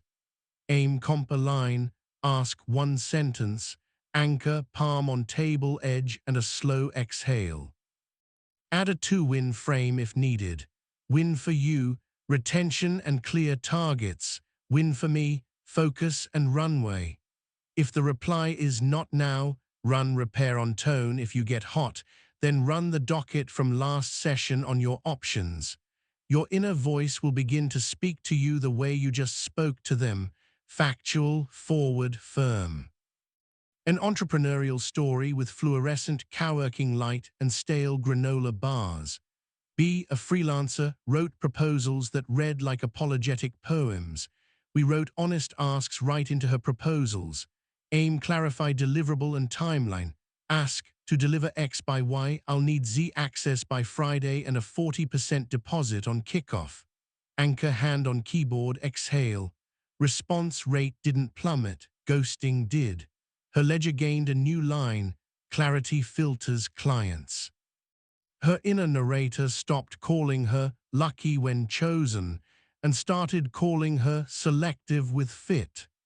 That identity shift saves hours you used to spend chasing the wrong yes. You will miss sometimes. You'll ask sloppily or repair late. That's where a cousin to never two comes in, the 24-hour window. If an ask goes sideways or a comment lands wrong, you commit to running the repair loop within 24 hours, even if it's only a first step. Own and outline today. Offer tomorrow if you need coordination. The window prevents corrosion. Corrosion makes storytellers petty. Fresh steel makes storytellers kind. A small social scene. Omar, the junior attorney from earlier, promised to show at a friend's launch and bylaid without a line. Old pattern, avoid for a week. New pattern, repair within the window. Own, I said I'd come and didn't. Outline, that's discouraging. Offer, I bought your book. Can we grab coffee Friday so I hear how it went? Observe, friends sigh, then yes. Omar's inner voice didn't label him trash, it labeled him human with a protocol. Protocols are dignity for tired people. Because asks and repairs often happen in public, borrow a stage trick, the pause and paraphrase. After your ask lands, paraphrase what you heard. I'm hearing freeze V3 and Monday notes right. After your repair offer, paraphrase the acceptance or counter. So you'd prefer I send a recap tonight and we revisit the bigger scope Tuesday? Paraphrasing is not bureaucratic. It's a nervous system sedative. When both bodies hear the same nouns in the same order, adrenaline drops. Dropped adrenaline keeps your inner voice from adding imaginary clauses later. Another sensory check. Taste the back of your throat, dry, metallic, or fine. Let your shoulders drop a grain and your belly soften a finger width. Feel the air graze your upper lip. These are the signatures of a body that can tell the truth. Your voice borrows courage from physiology. Make it available. We'll stack everything into a ritual you can run weekly called the Integrity Hour. You schedule 60 minutes to do 3 things in sequence. Write 2 honest asks, run 2 repair loops, send 1 echo calibration request. You do them in that order: forward motion, then cleanup, then tuning, so your narrator experiences a full arc: initiative, responsibility, refinement. You end the hour with a nightly defrag note: Integrity Hour run, inner tone cleaner. A cleaner tone isn't a vibe, it's a currency. You spend it every time you talk to yourself. Story from a quiet Sunday night with laundry hum. Sloan, a team lead, dreaded Monday status because she spun updates instead of asking for help. She tried Integrity Hour. Ask 1, to protect Friday, can we reduce my scope on features X by 30%? Ask 2, can I get a review template by Tuesday? Repair 1, a curt email from Thursday. Repair 2, a missed check-in with a new hire. Echo calibration request to appear. Monday, she read the asks from the card rather than from the part of her that wanted to sound larger than her calendar. The team adjusted. The new hire smiled. The peer said, when you said, reduce by 30%, I knew how to help. Sloane's inner voice stopped rehearsing performances and started rehearsing sentences that made Monday breathable. There's a tender edge, honesty without harshness toward yourself. To protect it, use the kind mirror, a companion to the mirror whisper from part 1. For 15 seconds, look in the mirror and deliver a repair line to yourself when you've broken an internal promise. Own, I broke my word to me about bedtime. Outline, that made today foggy. Offer, tonight, lights out by 10:30, phone charges in kitchen. Observe, watch your face soften or resist. Log a ledger line after. Self-repair makes external repair credible. You don't believe liars, especially when the liar is in your skull. Bring in the identity cue now, make it land through your body. Place a hand over your sternum. Breathe a long exhale and hear the low hum beneath your palm. Whisper, I am the awareness, not the emotion, the author, not only the character. Authors write asks that open doors and repairs that keep bridges standing. Characters wait for rescue. You are not waiting. Let's rehearse a compact scene you can run in 3 minutes. Picture a call you've been avoiding because you owe a correction. Your mouth dries, your neck tightens behind the ears. 30 seconds, 4-4-6 breath, anchor selected. 30 seconds, write aim and ask.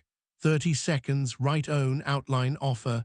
60 seconds, call, deliver, ask. If declined, deliver repair for your delay anyway.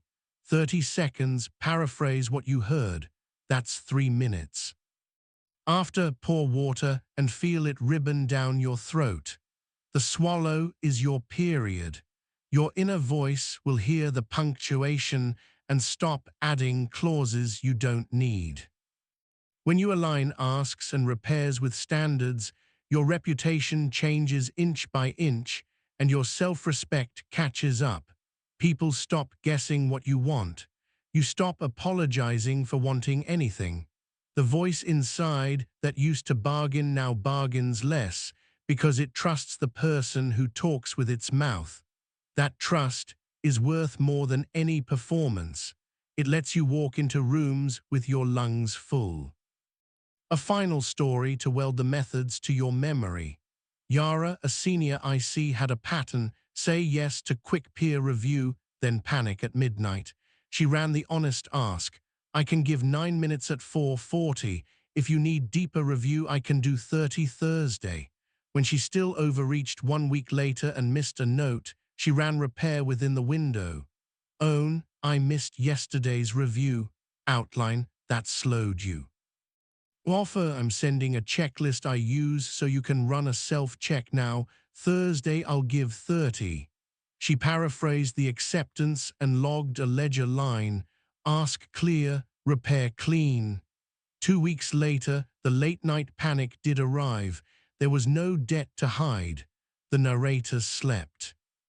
Stand if you can.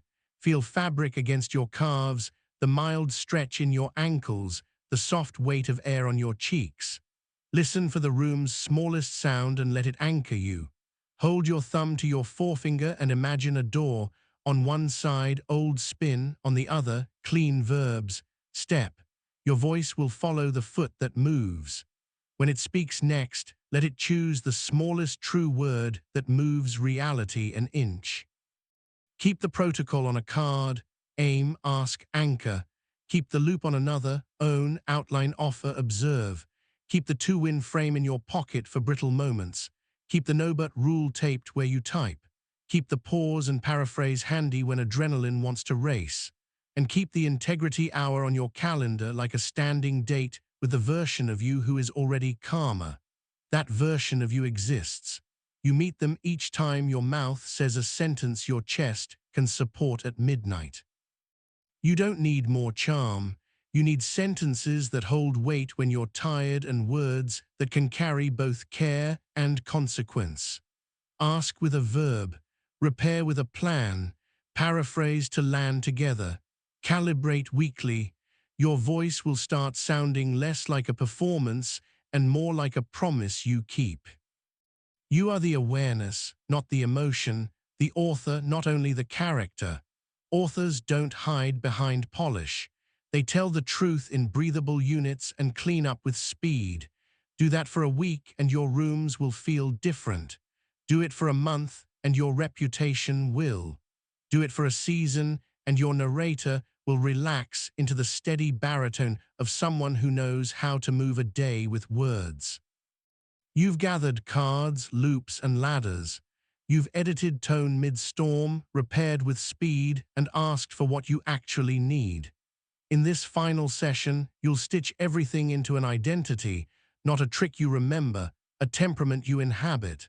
we'll install two capstone frameworks, the Studio Protocol and the Lighthouse Checklist. The studio makes your days feel like a place where work gets made, not judged. The lighthouse keeps you oriented when fog returns so thick you can't see your own hands. Together, they turn strategic self-talk into culture, the way the room inside you behaves when nobody is watching and everybody, fear, fatigue, old narratives, shows up anyway. Arrive in your skin. Notice the cool sting of air at your nostrils on the inhale and a softness, almost warm, on the exhale. Let your jaw unclasp until a blueberry could rest between your molars. Feel the chair under your sit bones, lengthen your spine a centimeter, and notice the quiet tug at the back of your neck. 1-4-4-6 breath. You're not chasing Zen, you're checking that the pilot light is on. The Studio Protocol begins with a premise. Excellence borrows less from heroics than from habit. Studios have call times, a slate, a director's cue, a wrap. Your inner studio will run 4 beats you already know, braided into a single hour you can repeat for a lifetime. Open, shape, ship, archive. Open with the morning OS micro, place, pace, phrase, plan, then pin a cue card where your eyes land first. Shape with guardrails and the language budget, 3 sentences to yourself, then action for 30 to 90 seconds. Ship with good enough to ship.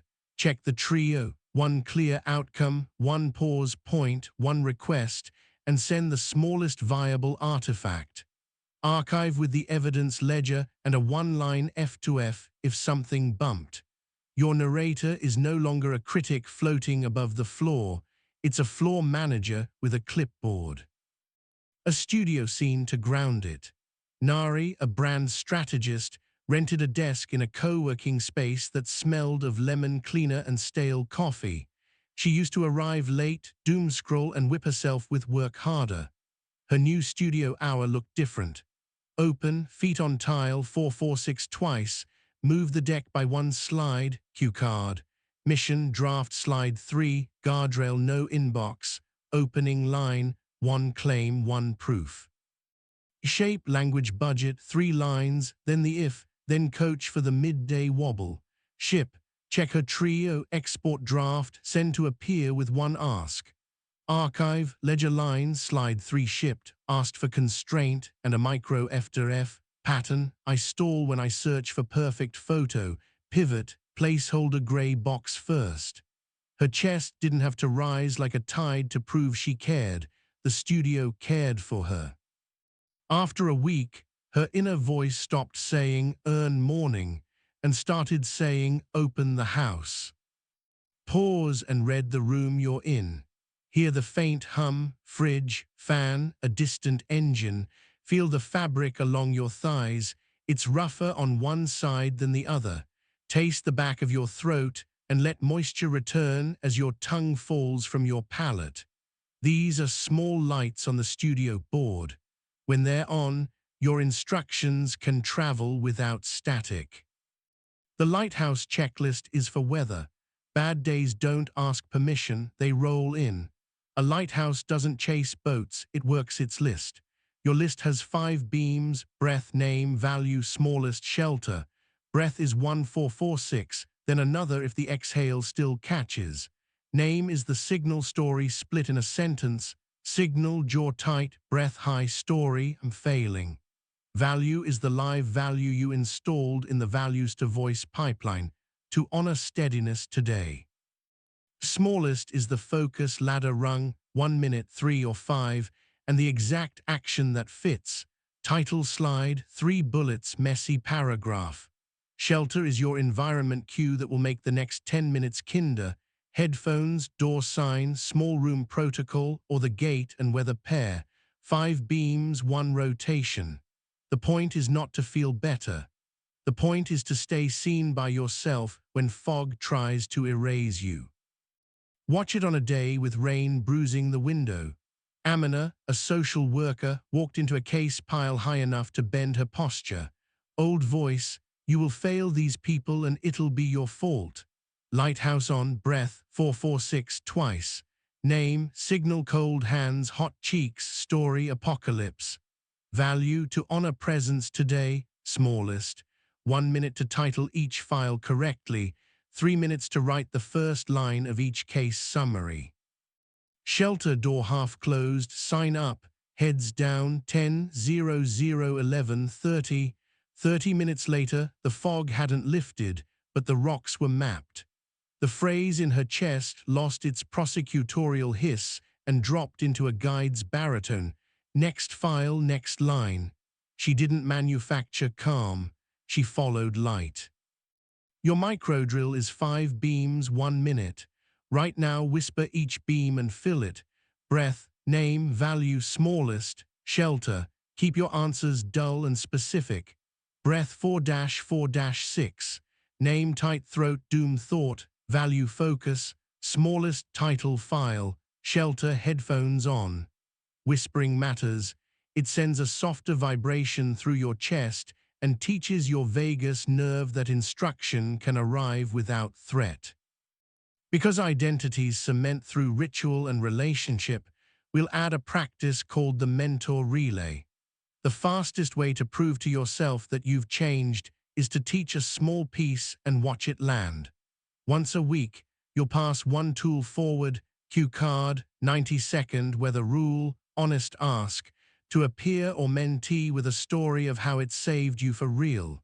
Keep it under 3 minutes and include one stutter or miss. Your inner voice hears you tell the truth without performance, and it updates the story of who you are. A practitioner, not a collector. A hallway vignette.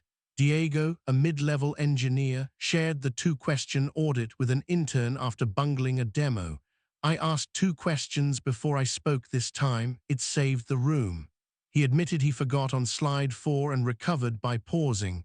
The intern used it the next day and wrote back. It worked. Diego's narrator added a line in its quiet ledger. You are a person whose sentences help. That line is worth more than compliments. It's identity glue. Sensory beat. Stand if you can. Feel your feet spread inside your shoes, the slight stretch up your calves. Let your shoulders lift on an inhale and drop a grain on the exhale. Turn your head left and right as if scanning the studio and the lighthouse. Return to center. Whisper the identity cue. You are the awareness, not the emotion, the author, not only the character. Let the words settle behind your forehead like a small lamp switched on. The Studio Protocol also has a darkroom, the place you go when a scene fails and you need to develop the negative without tearing it. It's a 10-minute window named the Uncut Room. Rules are simple. Door shut, timer set, phone outside. You run public F2F if relevant or private F2F if not. You write one green room cue for the next adjacent moment. You set one red team whisper, what would make this wrong? And one test to surface that failure fast. You end by placing one artifact, sticky note, card, where your hands will touch it tomorrow. You don't negotiate with shame in the uncut room. You assign it a seat in the back and get back to work. This is what it looked like in a fluorescent classroom. Etta, a teacher, froze in front of 30 restless faces and left the day tasting metal. Uncut room, timer 10, F2F, pin, pattern, pivot, proof, green room, cast host, cue names first, task second, count breath, red team whisper. What if the opener is too long? Test, trim to 1 minute. Artifact, index card taped to the whiteboard. Host, 1 minute, names. The next morning, she didn't feel brave. She felt prepared. Her voice didn't shout, it nodded. Now the question beneath all questions. What happens when you forget everything? When you wake in a mood with edges, when the room feels tilted, when someone uses a phrase, we need to talk, that cracks your ribs from the inside? Your plan is 3 lines long. Line 1 is the never to rule inside a compass. I missed, and I will not miss twice. Line 2 is the lighthouse checklist, spoken out loud. Line 3 is the smallest visible action shipped to someone who will benefit. You write it on a card and tape it inside a cabinet, on a closet wall, or under your laptop. You're not trying to be impressive. You're establishing emergency signage. A relationship scene to test the signage. Jules and Harper had a Sunday morning loop that always sank them. Chores, logistics, too many words. One bad week, it blew up. They forgot all their tools and went quiet storm. Monday evening, Jules opened a cabinet and saw the card. Never two, we missed, and we won't miss twice. Lighthouse, breath, name, value, kindness, smallest, text a single bright boundary. I can do shelves, not closet, shelter, walk while texting. A minute later, Harper wrote back, I'll take closet, shelves for you. The fog didn't vanish, but the shore reappeared. Their narrators didn't perform, they reopened. Return to your senses. Hear the softest sound in your room. Feel the whisper of air across your upper lip. Place a palm over your sternum. Feel warmth gather beneath your hand. Say author quietly and let the word tap the glass of your chest from inside. The body believes the voice when the voice keeps its own cadence. There's one more conversion to complete, turning self-talk into a legacy you live, not a secret you guard. The practice is called future letters. Once a quarter, write a single page to a younger version of you, a real age you remember, describing one scene where your voice used to collapse and what you now say and do. Include the smell of the room, the weight in your chest, the anchor you use, the line you deliver, and the inch you move. Read it aloud once. Archive it. Neuroscience calls this reconsolidation. You are literally rewriting memory with new options. In human terms, you're letting who you are rescue who you were, and it echoes forward. A late-night desk, lamp halo on wood, a page on the left. Lanny wrote to her 20-year-old self who apologized for existing in meetings. The letter named the smell of burned coffee, the itch at her collarbone, the green room cue, what's the constraint, and the sentence she now speaks, to honor clarity, I will ask one question before I answer. She cried a little, then she slept. The next morning, in a very adult room, someone said, can we talk? She pressed her thumb to the door frame, counted once, and asked the question. The past did not disappear. It watched, proud, as the present did its job. For all the sound science we have used, remember the bridge.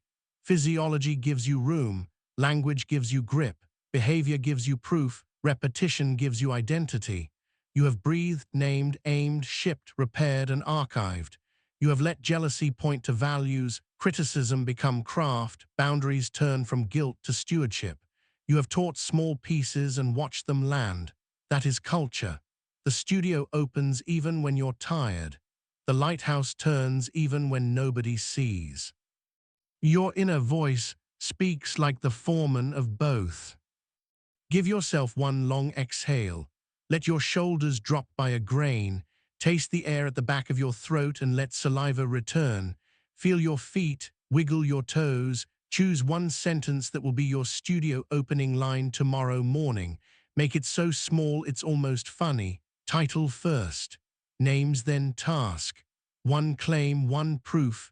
Write it down. This is not a vow, it is a valve. You open it and let flow begin. Close with an identity turn you now can feel in your bones.